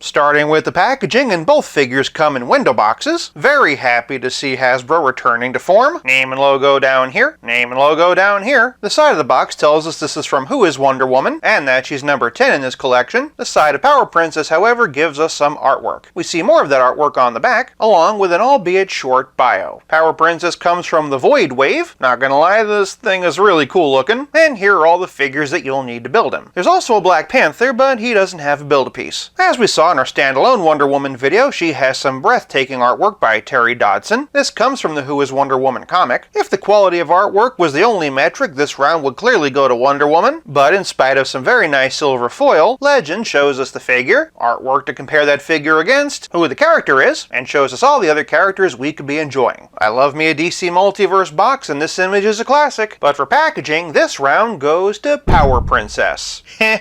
PP. Moving on to presentation, and Power Princess stands at 6.5 inches, whereas Wonder Woman stands at 7.25. As previously stated, this Diana comes from the Who is Wonder Woman comic, but some of you out there might rightfully be asking, who is Power Princess? Simply put, she's the Wonder Woman of the Marvel equivalent of the Justice League, Squadron Supreme. Instead of Amazons, Princess Zarda grew up on an island of utopian warrior women, and is a lot more bloodthirsty and battle-hungry than Wonder Woman. She also has bracers, but hers are made out of Uru, the same substance as Thor's hammer. Of course, the visual similarities between the two are very striking, though it could be argued that Power Princess bears more than a faint resemblance to Superwoman, which is ironic seeing as how this new Wonder Woman was built off of the Superwoman body. We can especially see that with the arms, and also the legs. Power Princess appears to be an all-new sculpt. Leastways, she's much bigger and bulkier than Shriek, which is their current go-to female body. Power Princess is very muscular, with veins running down her biceps, abs with some strategic fabric tugs, and a pretty strong back. Welcome to the gun show! Wonder Woman's pretty powerful looking as well. As I said in the standalone video, I love the metallic red and gold, and I appreciate how crisp and clean all the stars are. That said, I still don't understand why there's such a big gap of stars here. If you saw that video, you'd know my only other really big nitpick were the boots. I really don't understand why they added that crackly leather texture, especially since they didn't continue it on the ankle balls. They also broke up that white stripe. Power Princess, having a simpler costume, had less opportunity for Hasbro to mess up. That said, all the paint we do get is clean enough. In fact, only some of it's painted. The rest is marbleized plastic, and honestly, it all goes together really well. Power Princess also benefits from having pinless joints. The pins are great for customizers, but even I have to admit that the pinless does look better. And on the subject of things that look better, this might be a hot take, but I do prefer the head sculpt on Power Princess. That's not to say that Wonder Woman looks bad, of course. As I said in the standalone video, I really liked the profile, and one thing I neglected to mention in my original review was that subtle blue that brings out all the detail in her hair. Nice as this head sculpt is, though, I do wish it looked more like the Terry Dodson artwork. With Power Princess, those piercing blue eyes just stand out more. I also feel that the lips look a bit better defined. That said, I can't exactly say that I love the expression on either of them. In my Wonder Woman video, I said that she looks like she saw your browser history and was disappointed. Power Princess looks like she saw your browser history and her name was on it. Another thing I prefer about Power Princess is the shoulder articulation. As we'll see in the next category, Wonder Woman's is far more functional, but aesthetically it does make her look a bit more segmented. The longer hair on this side goes a long way to hide that. I love this Wonder Woman, and she is absolutely worth the wait, but for presentation, this round also goes to Power Princess. Moving on to posability, and this might just be the most interesting part of the discussion. From the top, and both figures' heads are on dumbbell joints, but both are limited because of their hair. Neither can look up, but notice the Power Princess's hair is sculpted more away from the neck. As such, she actually does get a bit of tilt. A little bit for Wonder Woman, but not quite as pronounced, but of course both do get side to side. Additionally, Power Princess can look a lot farther down. As for shoulders, Wonder Woman gets the far more significant arm raise. She also has the rotator cuff that gives her a lot of wiggle. Not so much on Power Princess. That said, both of them have bicep swivel, and double jointed elbows, with Diana having the deeper bend. At the ends of the arms, Power Princess can swivel and hinge in only one direction, whereas Wonder Woman can swivel and hinge in both. Moving to the middle, and the torso articulation is one of the biggest divergences between the two. Power Princess has a diaphragm joint in her upper torso. Wonder Woman has a ball joint in her waist. Arching them back, and it's absolutely no contest. Hunching them forward, however, and Power Princess has the edge. Both get tilt, although I do think that Power Princess might look a bit more natural. And of course, both can twist. Below the gold belts, and Power Princess has ball jointed hips, whereas Wonder Woman has the McFarlane style ratchet system. Power Princess can only kick about this high. Wonder Woman, however, has that beat. It's when we get to the hip swivel and the thigh cuts that we really have to talk. In my standalone Wonder Woman video, I said that you didn't really get a whole lot of twist out of these hips. After I finished that video, I actually pulled those legs out and heated them up with a hairdryer. Now, the twist that I get is a lot more significant. Even so, it cannot compete with the range of a thigh cut. It really boils down to whether or not you prefer form or function. Each figure has double jointed knees, with Wonder Woman being the deeper bend, but Power Princess being pinless. And while Wonder Woman has toe articulation and McFarlane ankles that can swivel, hinge, and pivot, Power Princess's ankles can only hinge and pivot, but she compensates for it with boot cut. Had Hasbro given Zarda some of the extra joints that they gave their recent Black Widow, like a reverse ab crunch or butterfly joints, this might have been a different competition, but for posability, this round goes to Wonder Woman. Before we continue, I've got a really special update. I'm now an ambassador for Whatnot. Whatnot combines auctions with live streams. Think of it like QVC on your phone. Opening it up and it already suggests a bunch of topics that you might be interested in, or you can search for things on your own. The best part is that my viewers get a $15 credit towards their first purchase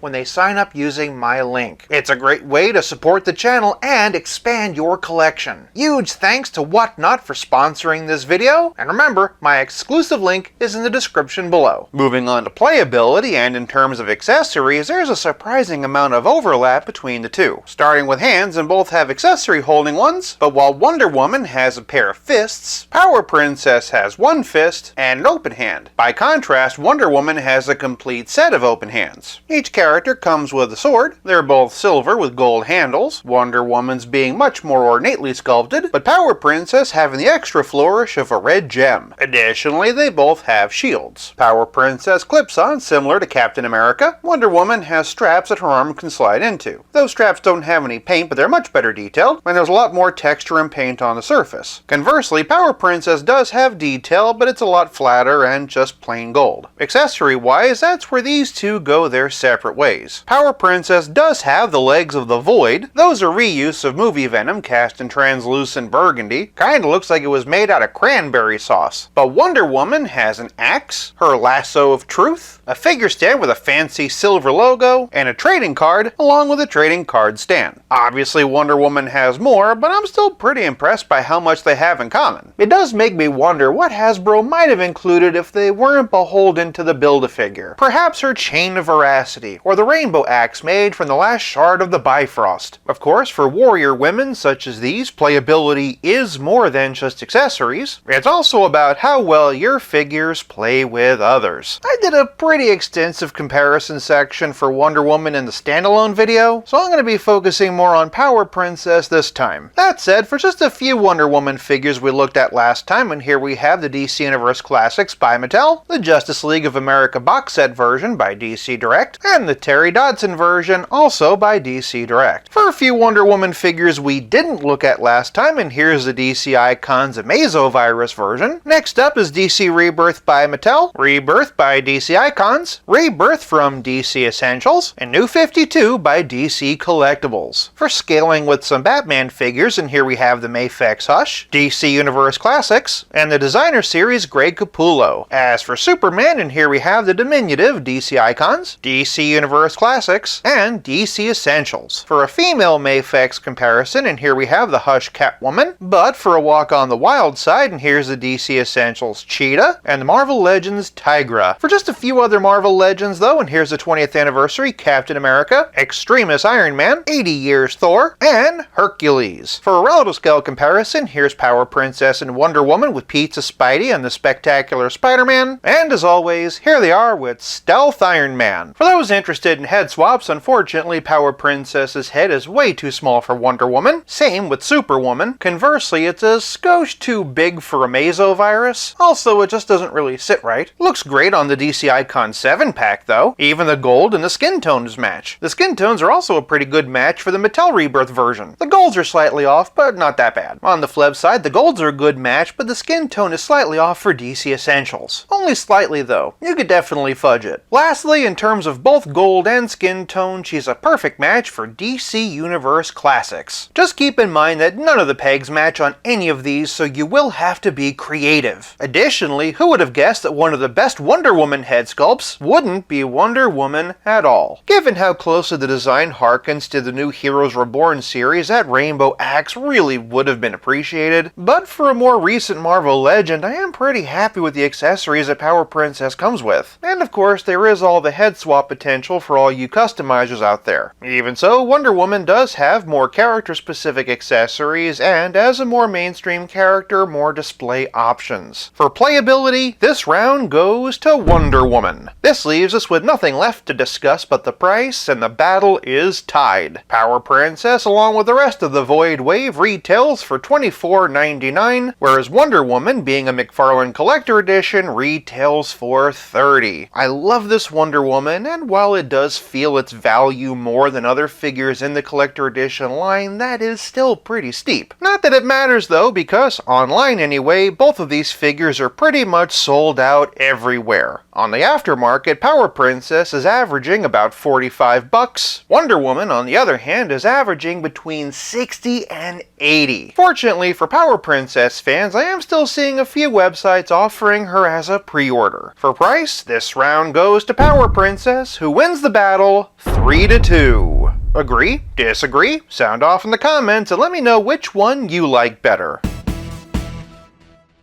Well, this should be brief.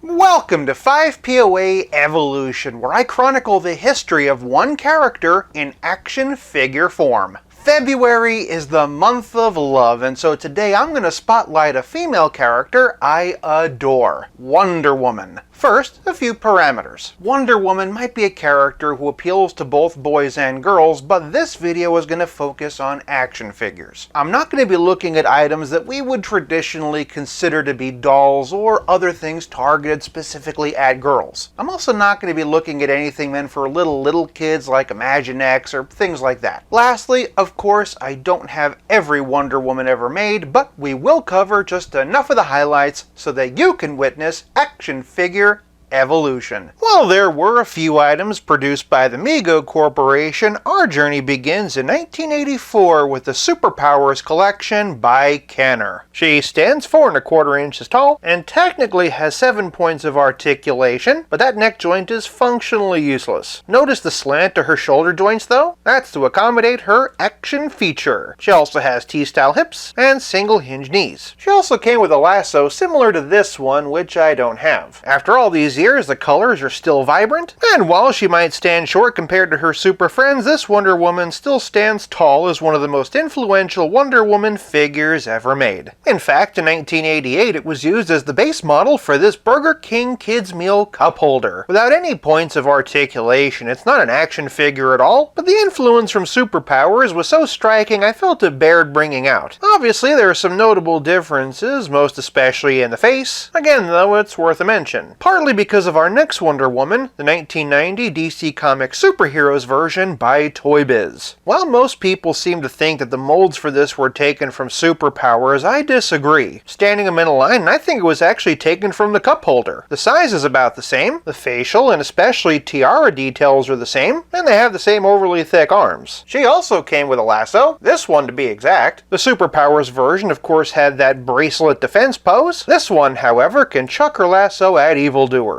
Go on and tie yourself up! DC was so horrified by how cheap this line was that they took the license away from Toy Biz and gave it back to Kenner. Looking at this Wonder Woman, and it's easy to see why. It's hard to believe, but we wouldn't see a new action figure of Wonder Woman again until 1999. The figure was an early release from DC Direct. She stands at 6 inches tall, and in addition to the articulation that Superpowers had, has a single-jointed hinged elbow and swivel wrists. That wrist articulation would come in handy for her battle axe and shield. Though crudely painted, the shield is covered in stars, with that familiar double W in the axe. Given what a powerhouse DC Direct would become, it's interesting to see one of their inaugural offerings. I will say she is stuck kind of lilting to one side. Despite the joint, the elbow is pre-post, so you can't actually straighten her arm. Additionally, the gold is really more of a dark brown, though when you look at the picture on the back, you get an idea of what could have been. The card art, by the way, was Wonder Woman specific specific and features some nice Themysciran architecture. It's interesting because Hasbro had a 6-inch DC superheroes line at the time with no Wonder Woman, and you could kind of fudge her in. She's a bit outdated, but still an important step in Wonder Woman's action figure journey. That journey would continue in 2000 with this JLA Wonder Woman by Hasbro. It's a direct market figure, which means it was only sold at comic book and specialty shops, and was meant to serve as a companion piece to the Total Justice series. These were highly detailed figures stuck in extreme poses, and while Wonder Woman does have that over-detailed quality, I just never really felt like she belonged. Maybe if everybody was standing up straight it would be different, but here she just seems too big. In 2001, a whole new generation was introduced to Wonder Woman thanks to the Justice League animated series. This then blossomed into Justice League Unlimited. Mattel gave us several animated versions of Wonder Woman. This one's the later edition, which featured extra articulation. As is often the case, that includes a neck joint that doesn't really do anything, swivel hinge arms, a swivel waist, and V-style hips. This Diana stands at 4.5 inches, making her ever so taller than the original Superpowers. Translating a two-dimensional cartoon into a three-dimensional action figure has its challenges, but I think Mattel did a really good job here. You can practically hear the voice of Susan Eisenberg just looking at it, although this particular one seems to be looking in two different directions. All the better to keep an eye on crime. Swinging back over to DC Direct, and while they had released a few figures of Wonder Woman based on things like the Super Friends cartoon or her Golden Age appearance, for our purposes the next major one I want to look at is this 2003 figure from their JLA series. Even after just a few short years, we can see a massive leap forward in quality from their first release. Looking at this face, and it really feels like Jose Luis Garcia Lopez artwork come to life. It also really puts me in mind of Alex Ross Wonder Woman artwork. The proportions are a lot more natural this time around, and while the gold is still a bit on the dark side, it is at least recognizably gold. Additionally, this figure benefits from having ball-jointed shoulders. The stars are nice and crisp, and there's some nice natural wrinkles in the boots. Overall, this is a very strong offering and is still one of my favorite Wonder Woman head sculpts. And then we have this one. This DC Direct Wonder Woman comes from Justice League New Frontier based on the artwork of the late Darwin Cook. Cook had a wonderful retro style that was great on paper, but I don't know if it was really well translated here. Kinda looks like Wonder Woman has conjunctivitis. Still, I love the larger, more powerful proportions on this figure, and it's one of the first times we saw Wonder Woman depicted as having a more battle-style skirt. Same with the dinged-up armored shin guards. That sheath on the side lets you know she came with a sword, but unfortunately I don't have it. I do, however, have her lasso of truth and her alternate armored head. Unfortunately, she must have sudden onset alopecia because a huge chunk of her hair came out while trying to swap the heads. Keep her name! Jokes about the face aside, this is a great figure that would portend the more armored Wonder Woman we've come to know and love, and as an action figure has a level of playability that we would later come to expect. In a lot of ways this figure was of its time, in other ways it was ahead of its time. Truly a new frontier indeed. The following year, in 2007, DC Direct would give us one of the most beloved and highly sought after Wonder Woman figures of all time. Affectionately called the Terry Dodson Wonder Woman, this is based on the Who is Wonder Woman comic. The proportions and the pose really feel like Dodson's artwork come to life. Great face sculpt, and the golds really pop. I especially appreciate the bit of red peeking out underneath the logo. These days, this figure can go upwards of $100 on the aftermarket, and it's not hard to see why. One of the best representations of one of the best heroes. What our next figure lacks in the Terry Dodson's form, it more than makes up for in function. This is the 2008 DC Universe Classics Wave 4 Wonder Woman by Mattel. The figure is well articulated with a head that actually turns, swivel hinge shoulders, bicep swivel, an ab crunch that allows you to arch back this far and hunch forward a little, swivel hinge hips that can kick outward, thigh cut, and hinged ankles. And that's in addition to the standard single elbow, wrist swivel, and single jointed knee bend. Technically there's a cut here, but I've never been able to get it to swivel. Not only that, but similar to the 1999 DC Direct release, this one comes with a battle axe and a shield. Unlike that more patriotic DC Direct one, this one is a simple gold with stars, but once again the axe blade is the Wonder Woman logo. She has the lasso, but it's sculpted on and non-removable. Even so, in terms of playability, this figure's a lot of fun and still really holds up. Some of the joint cuts do distract from the aesthetics, and while the face looks very nice straight on, DC Universe Classics had a reputation for the profiles being a bit flat. That said, if you want a 6-inch scale classic Wonder Woman figure that's a lot of fun and really articulated, this is going to be your best option. If, however, however, you want a 6-inch scale Wonder Woman that prizes aesthetics over functionality, then this is going to be your option. Here we have the 2009 DC Direct Justice League of America boxed set version. A single carded version had been released earlier in the year with different colors, and also a different face sculpt, but most collectors agree that this is the superior version. In fact, there are a lot of collectors out there that swear by this as the superior Wonder Woman ever made. I did a whole video debating the best DC Direct Wonder Woman, so I'm not going to go that far into it here. Suffice it to say, I do really like the proportions on this one, but I especially like the colors. You have that brighter Superpowers feel, but the gold has a metallic sheen and isn't just a Crayola yellow. She also scales very nicely with other 6-inch DC figures. In 2011, DC Direct would release its final classic comic book style single-carded Wonder Woman action figure. This was part of an assortment called Justice League Classic Icons. It reused older bodies, in this case the Alex Ross Justice Wonder Woman, and gave them new heads. Unlike previous figures, this one was cast in a flesh tone plastic instead of just being painted, giving it a much more natural feel. A taller figure, it clocks in at 7 inches, and has a decidedly darker color scheme. This time the gold is more brass. The figure also looks stronger and more powerful than most other Wonder Woman figures. Although the head sculpt is alright, I'll admit that it's not one of my favorites. But until McFarlane made his in 2023, this was your best bet for a classic style Wonder Woman to scale along with your DC Multiverse collection. And again, it was the final single-carded classic style comic book Wonder Woman that DC Direct would ever make. And what a journey it was. So then, why was this the last? Well, for two reasons. For one thing, the company was going through an overhaul and rebranding itself as DC Collectibles. For another thing, DC Comics itself was going through an overhaul. The New 52. This was a company-wide reset,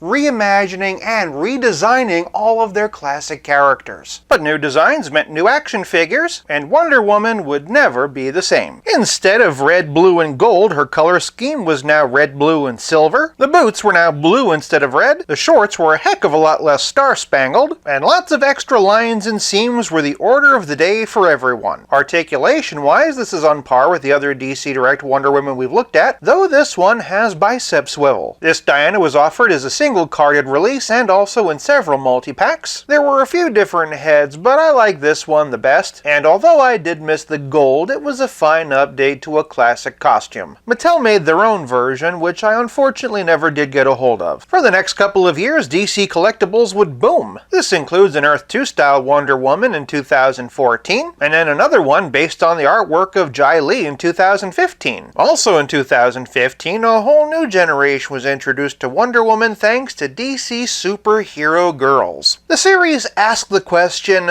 what if My Little Pony, but DC? This Wonder Woman is just under 6 inches, and honestly is pretty unrecognizable as Wonder Woman. That said, as a property targeted for little girls, it's pretty cute. She's got the big Disney-like doe eyes, shoulder pads that would make the 80s blush, stars running down the sides of her pants in lieu of shorts or a battle skirt, and wings on the sides of her boots that put me more in mind of Artemis. The articulation's fairly basic, with a ball-jointed head, swivel hinge shoulders, single-jointed swivel elbows, wrist swivel, swivel hinge hips, single-jointed swivel knee, and boot cut. She does have a lasso. It plugs into her belt like so. In terms of reintroducing Wonder Woman to pop culture, however, this series was just the beginning. In 2016, Wonder Woman made her big screen debut played by Gal Gadot in Batman v Superman. A new Wonder Woman could only mean one thing: new toys. First and foremost, there was a basic line targeted for kids. These had simple sculpts and articulation. Just like the DC Superhero Girls version, she stands at just under 6 inches, and as basic caricatures for kids series go, doesn't look half bad. I mean, I can see it. The film design took advantage of the armored rebirth look that was taking the comics by storm. The gold was back, but here it looks more like brown mustard. We also get a battle skirt and some armored boots. As usual, not much movement in the neck, but she does have swivel shoulders, single-jointed swivel elbows, T-style swivel hips that just kick outward, and single-jointed hinge knee. Kinda hard to believe that the DC Superhero Girl version is more posable than the big screen adaptation. Additionally, her lasso is permanently affixed, but she does have a shield. I'm gonna be real with you, I have no idea what that symbol is, and she also has a sword. You can slide it through the belt if you want. Seriously, no one's gonna stop you. Fortunately, Mattel also made a higher-end one as part of their DC Comics Comics Multiverse line. This one's not from Batman v Superman though, it's from the Wonder Woman standalone film. The body and accessories are the same as the BVS version, but this one has the better head sculpt. I do like the extra color in the cheeks. I also like the metallic paint for the armor and skirt. Nice texture in there too. The hands and bracers have more paint detail this time too, and articulation wise you can actually turn her head a bit. She's got swivel hinge shoulders that raise up pretty high, bicep swivel, the usual single jointed swivel elbow, wrist swivel, waist cut, swivel hinge legs that don't get much spread but it's better than nothing, thigh cut, single jointed knee, and ankle hinge. That belt loop lets you know that she has a sword, but unfortunately I've misplaced it. I do however have her shield, which is very impressive. I love all the lines and that bit of gold really stands out. It's also surprisingly big. Not only that, but see how her lasso's dangling? That's because you can actually unfasten this one. If only someone at Hasbro could have looked at this Wonder Woman when engineering Indiana Jones's whip strap. While Mattel had the mass market releases, there were plenty of other companies making Gal Gadot Wonder Woman figures. There were higher end offerings like Mezco 112 Collective, as well as international options from brands such as Mafex or SH Figuarts. Mezco in particular would go on to make a couple of different comic versions. Even DC Collectibles was going to make one, but sadly it was cancelled, which is a shame because it looked really good. You might say this is one Gadot I'm still waiting for. The renewed popularity of Wonder Woman led to lots of new figures over at DC Collectibles, including a new version based on the artwork of Darwin Cook, one based on the art stylings of Greg Capullo, and a retro styles bombshell version based on the artwork of Aunt Lucia, and this Wonder Woman based on her appearance in the Amazovirus. This design bridges the gap between the New 52 and the current version of Rebirth. It has that red, blue, and silver color scheme from New 52, but the armored look that would become the standard. A 112 scaled series, this Wonder Woman stands at just 6 inches. This line was hyper-articulated and came chock full of accessories. In addition to all the points of articulation we've seen before, this Wonder Woman has double jointed elbows and wrists that not only swivel but also hinge up and down, moving to the middle, and she has a diaphragm joint and a reverse ab crunch. Using both together and she can arch back this far and hunch forward this far. That diaphragm joint also gives her a bit of tilt and twist. Underneath the battle skirt we can see she has ball jointed hips, the kick is just incredible, and she can do a perfect split. No thigh cut, but the ball joint does allow her to have some twist in the hip, and then moving down she has double jointed knees, boot cut, and ankles that can hinge, and for the first time in a Wonder Woman figure,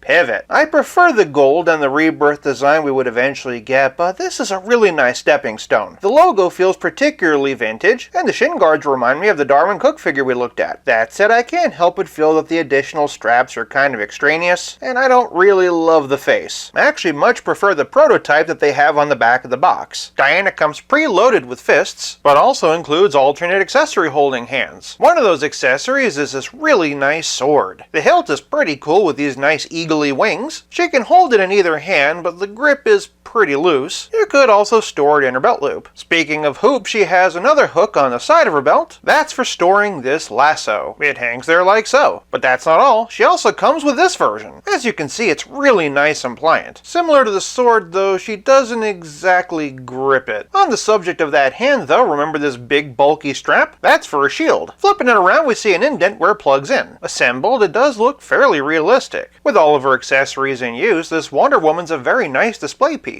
Flipping her around and you'll notice another one of those plugs. That's so that she can store the shield. They even put a ridge in her hair to accommodate it. This, however, was one of 2 Icons versions of Wonder Woman DC Collectibles would release that year. They also released this one as part of a Rebirth style box set. The Rebirth design would be the gold standard for the character moving forward, by which I mean the gold was back, we still had the armored look, but the battle skirt was a bit more refined. The boots, while new, still felt classic, and although they had a bit more detail, the bracers were more traditional. More so than the Amazovirus, this really felt like a modern update of the classic costume. Unlike the Amazovirus version, however, this was exclusive to a box set and didn't have any accessories whatsoever. Notice any other major differences? One of the biggest criticisms of DC Icons was that the figures were too small. With With the box set, they began to correct course on that, the issue being that the newer figures were no longer compatible with the earlier releases. As great as the DC Icons line was, and it was great, I do think that was one of the things that did contribute to its downfall. Icons was scrapped, and in 2018 we got DC Essentials. I assume it was called Essentials because they essentially came with nothing. These figures were just under 7 inches tall, and the male characters all shared the same basic body. In 2019 we got a DC Essentials Wonder Woman, and she was a completely unique sculpt. This one maintains the Rebirth design, and I will say I do like this face better than the previous two. Articulation-wise, she lost the reverse ab crunch, but she gained thigh cut. Instead of boot cut, this one has ankle balls that can swivel, and of course she can also hinge and pivot. The downside is that the DC Essential ankle balls were notoriously loose and her feet are really tiny. As such, getting her to stand can be tricky. DC Essentials wasn't the only Rebirth-style Wonder Woman released in 2019, however. Mattel released one as part of their DC Comics Multiverse series. In an effort to compete with Marvel Legends, the brand got a bit of an overhaul. Gone were the hideous swivel hinge hips of old, now replaced with ball joints. Female characters now had diaphragm joints. The ankles could now pivot. The upgrade in quality from just a couple of years prior was obvious. This figure was part of the Super Luther Collect and Connect wave, and in addition to a hanging lasso, she also has an action lasso, a sword, and one alternate fist. It really does go to show how far Mattel had come. If I'm being brutally honest though, I never really loved this figure. The face never really screamed Wonder Woman to me, and while the details of the costume were nice, overall it just kind of felt more like a cosplayer dressed as Wonder Woman than Wonder Woman herself. The timing of each one of these figures coming out in 2019 is noteworthy, however, because each would represent the final Wonder Woman by their respective company. After making DC toys since 2003, in 2019 Mattel's license expired. Additionally, due to the global chaos in 2020,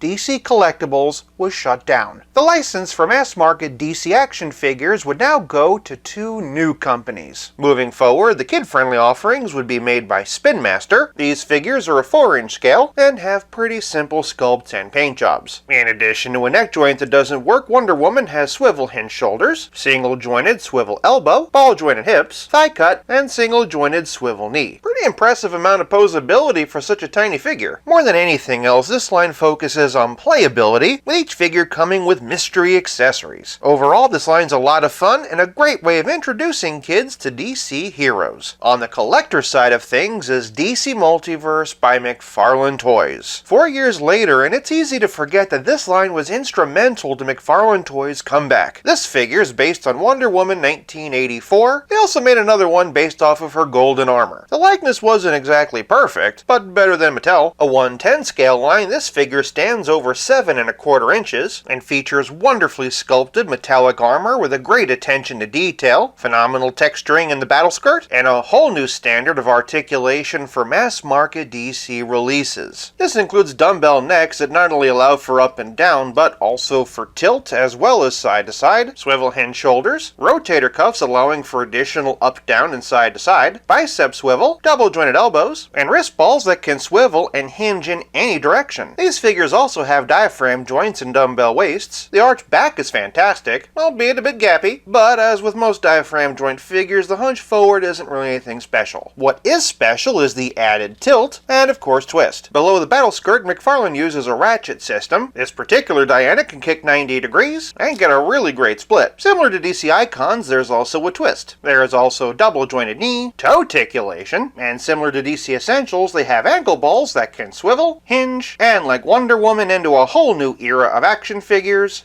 pivot. This figure was a solid start, but not without its issues. That diaphragm joint, for example, is very functional, but kinda looks like she was sawed in half. I've already mentioned the likeness. But the biggest complaint that most collectors had about this figure was her tree stump-like legs. A lot of early DC Multiverse figures had this issue, and because of it, she was at a scale with a lot of other heroes. In terms of accessories, DC Multiverse figures come with trading cards and figure stands. Zooming in, you can see what I mean about that likeness. Zooming out, though, and you can really appreciate what a good job they did fit on the costume. Otherwise, this Wonder Woman comes with a wound-up lasso that I actually do have. It hangs like so. She also has this fun action one. The next time we'd see a DC Multiverse Wonder Woman would be this one based on her appearance from the last night on Earth. This kind of figure would really prove to be one of McFarlane's strong suits. Alternate versions of beloved characters that we otherwise would probably never have gotten in action figure form. This one's noteworthy for her mohawk and braid, her tattered cloak, and her more extreme armor. I'm pretty sure she could deflect missiles with this bracer. With McFarlane not giving us a standard comic book Wonder Woman until late 2023, this was a lot of fans' go-to, and was really a customizer's dream. Being part of a build-a-wave, she came with parts from the Last Night on Earth style Bane, but honestly that one didn't really interest me, so I sold those pieces off. For other collectors who weren't interested in Bane, they also released a single carded version with Dr. Fate's helmet. Although it would be a long time before we got a regular comic version, we didn't have to wait long till our next DC Multiverse Wonder Woman. This was also released in 2021 and is based off of her appearance from Dark Knight's Death Metal. In lieu of her typical tiara, she has a spiky crown and some gothy makeup, long blue hair, monstrous skulls for shoulder pads, and studded armor with boots that would make Kiss blush. Instead of a lasso or a sword, she comes with a chainsaw made out of her lasso, and overall is a pretty rockin' addition to the collection. A more divisive edition would come later in the same year, with this one designed by Todd McFarlane himself. My review at the time was pretty scathing. I focused on the overly blue-centric color scheme, the sloppy paint job, sections of the figure that were left untextured and unpainted, and design choices that just plain baffled me. It wasn't all bad though. I did give this figure its roses.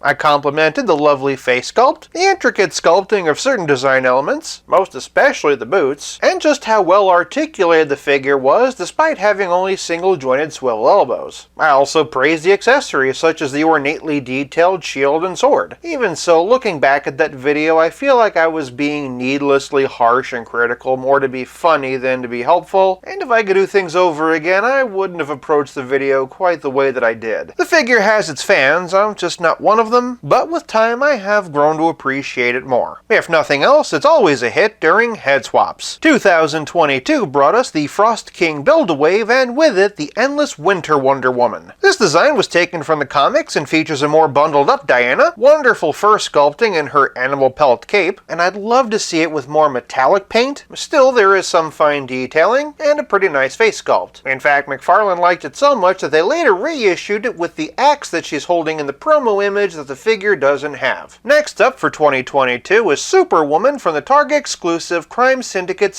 Wave. Strictly speaking, this is not Wonder Woman, but I still feel like she's worth a mention. For one thing, while Superwoman is usually Lois Lane, this one is actually Diana's protege, Donna Troy. She even has the bracers. Most importantly, she has body features that we're going to be looking at later in a different Diana, so consider this entry more setting the stage. Also in 2022 was a Walmart exclusive repaint of the one designed by Todd McFarlane. As much as I didn't like the original, I thought this was a huge improvement, most especially the balance between red and blue. Obviously, there were issues with certain areas not being painted well, but some changes did cover a few sins. Instead of gold, this time we had more of a brass. Those color changes also made it to the weapons. She was also given a new lasso, but unfortunately mine broke. In the absence of a proper Wonder Woman, this was a fair substitute, but that lack of proper Wonder Woman was really starting to feel unfair, especially when the only other DC Multiverse Wonder Woman was another Walmart exclusive, an all-gold version of Dark Knight's Death Metal. This one is called Anti-Crisis Wonder Woman, and no, it's not just an action figure painted to look like an Oscar. She really did sport this look in the comic. Additionally, changes were made to the headpiece to get rid of the crown and give her a fuller head of hair. All of that was pretty cold comfort though, given that these were the only DC Multiverse Wonder Woman figures of 2022. Two of them were repaints, and one of them wasn't Wonder Woman at all. The yawning void in our collection where a comic book Wonder Woman should go was growing louder and louder. Fortunately, DC Multiverse wasn't McFarlane Toys' only DC line. He'd also resurrected the 1980s Superpowers collection. The new figure was a bit taller than the classic and combined elements of Rebirth and the original. She had the more modern breastplate, but the star-spangled shorts. Overall, this was a pretty solid addition. McFarlane even reissued it in classic Superpowers colors. Still, the fact that this was the first basic comic-style Wonder Woman McFarlane gave us was a bitter pill to swallow.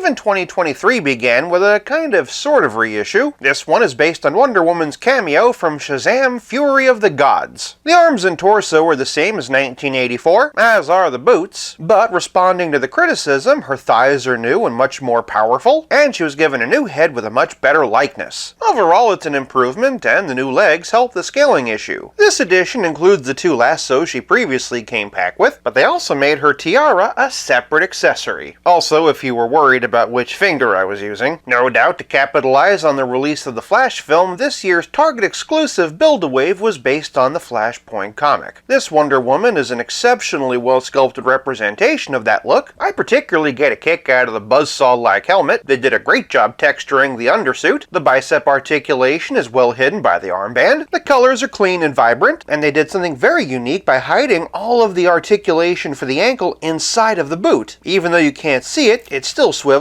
and although not as deeply as usual, it can still hinge, but it can't really pivot. Additionally, the torso armor does hinder the articulation somewhat, but let's be honest, would you really want to break up the lines of this sculpt? She can't hunch forward, but really what DC Multiverse figure can, but arching back is no problem. While not as much as usual, she still can tilt, and most importantly, she can twist. It's not a version of Wonder Woman I was clamoring to have, but it's a very nice figure, and I'm happy we got it, but not even a tenth as happy as I am to finally get this one. After 4 years and over a dozen other variants, we finally have a classic DC Multiverse Wonder Woman. It should not have taken this long, but she's worth the wait. This figure was built on that Donna Troy Superwoman, hence why I brought it up earlier, as evidenced by the arms and also the legs. This figure is based off of her appearance in Who is Wonder Woman and has some really cool metallic paintwork and a host of accessories including a shield, a sword and an axe, her lasso of truth, and 4 alternate hands. The figure's not without its criticisms, with some being a little bit slow to warm on the face, the irksome dead spot in her star-spangled trunks, and boots needlessly breaking up her white stripe. Issues aside, for me, this is the ultimate pre-New 52 style Wonder Woman action figure, and how perfect is it that this Wonder Woman brings us full circle to where our journey started 40 years ago. In fact, McFarlane even released one in Superpowers colors, but it's a Platinum Edition chase figure and nearly impossible to get. Not without spending $90 to $100 on the aftermarket. As of this recording, we have no idea what the next Wonder Woman figure will be. Perhaps a McFarlane version of New 52, or maybe Rebirth. But what about the future? New designs, new toy companies. The one thing we do know is that whether it's Wonder Woman, action figures, or Evolution, they're always moving forward. Well, usually.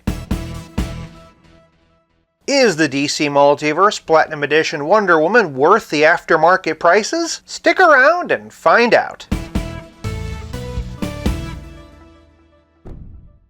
Welcome to 5 Points of Articulation. Ever since the DC Multiverse Classic Wonder Woman came out, I've been trying to find the Platinum version to review also. At some point though, I realized, what's the point reviewing it? In terms of packaging, the box is exactly the same. Sculpt-wise, the Platinum version is the exact same as the regular version, which I've already gone into at great length. Only difference is this time it's been painted in Superpowers colors. What about posability? I've already shown you the posability of this figure. Not once, but twice. Really, it all comes down to 2 categories: playability and price. Not the accessories, mind you. They're also the same, except that the Platinum editions are a brighter yellow. It really all comes down to the comparisons. So, this video is going to be one big comparison section. It's the first installment of a new segment I'm starting called Oops! All comparisons. Unfortunately, I still haven't been able to find her, so I've decided to try an experiment and create a digital model. This way we can figure out if that Platinum Edition is worth it before forking over the aftermarket prices. First things first, we've got to bring out the original Superpowers to get a baseline. Personally, I think that the new one's blue is a little bit brighter than this, but overall I think it's a great tribute. Getting into the Justice League though, and starting with Superman, and here's the DC Direct Through the Ages box set John Byrne version. He's a hair short, but we're going to be saying that a lot. Color-wise though, he's definitely a better match for the regular version. Next is Essentials, who's way too small, but between the two, the blues are a better match for Superpowers. Next up is NECA, and both the blue and yellow are a pretty good match for Superpowers. That said, the reds I think are pretty good with the regular. Moving over to McFarlane, and here we have Action Comics 1000. The metallic red of Superman's shield is a great match for the regular version's bustier, also the reds. Same with the blues. The yellow, however, is a much better match for Superpowers. Here we have Hush, who color-wise is a much better match for Superpowers, but again is a bit too short for both. To compensate, and here's my Kit Bash. It combines the head and upper torso of the Atomic Skull repaint Superman with Hush. I've also included the hands from Shazam Fury of the Gods. At this point, this is my ideal Superman, and I think a pretty good color match for Superpowers.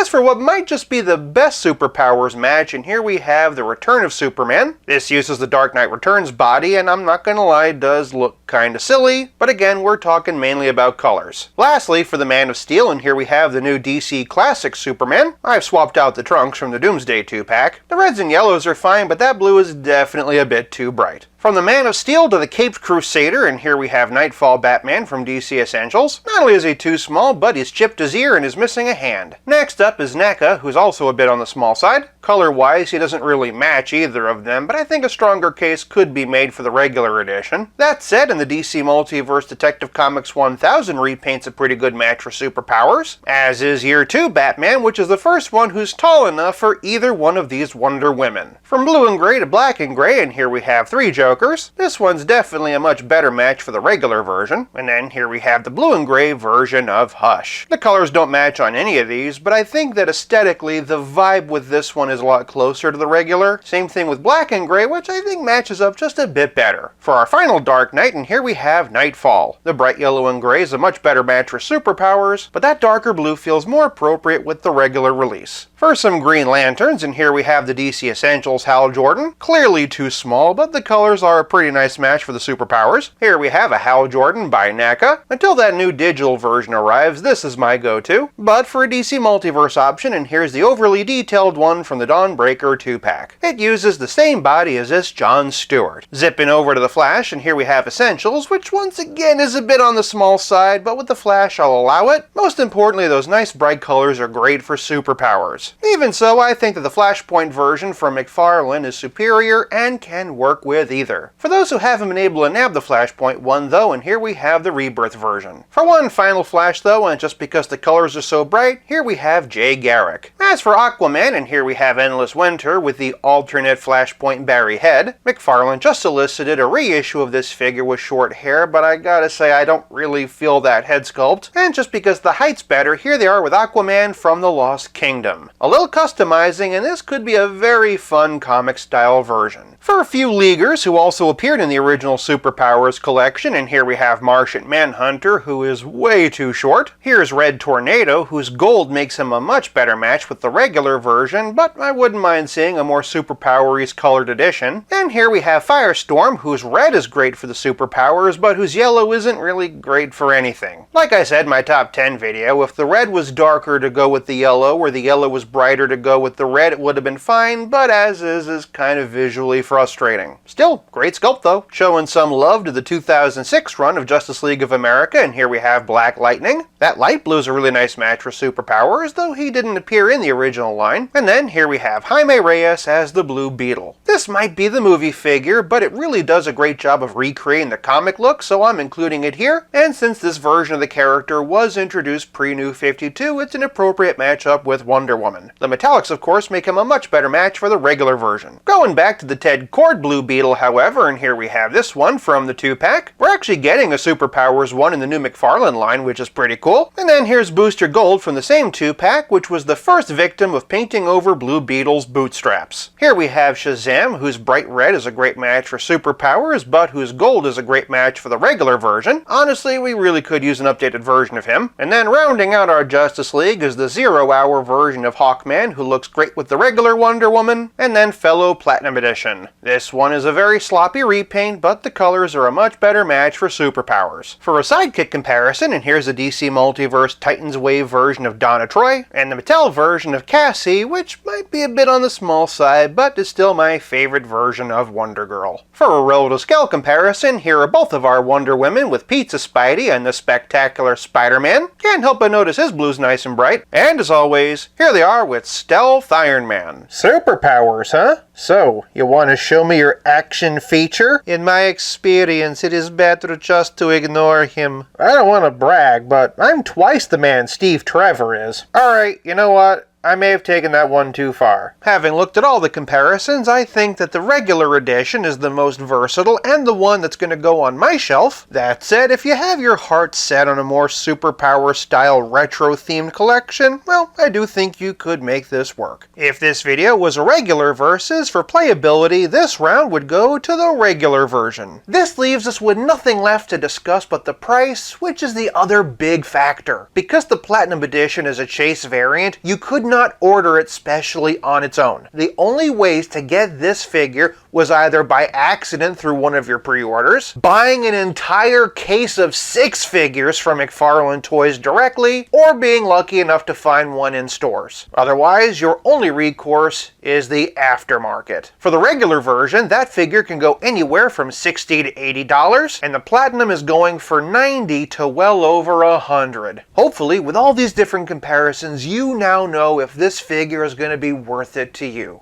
As for me, I do hope that someday I can find one for an affordable price, or failing that, McFarlane finds a way of getting it back out there for those of us who missed out. But until then, I'm happy to pretend, and really, what are toys for if not for playing pretend? If you have the Platinum Edition, let me know in the comments how you display her. Do you have both? Which one do you like better? While you're down there, let me know what you thought of this little digital experiment, and most importantly, if you want to see more all-comparison videos. I've got a lot of ideas that I think are going to be fun, and well, I hope you think so too. If you like this video, check out one of these. Thank you so much for watching. I'll be back again real soon, but until then, play nice and have fun.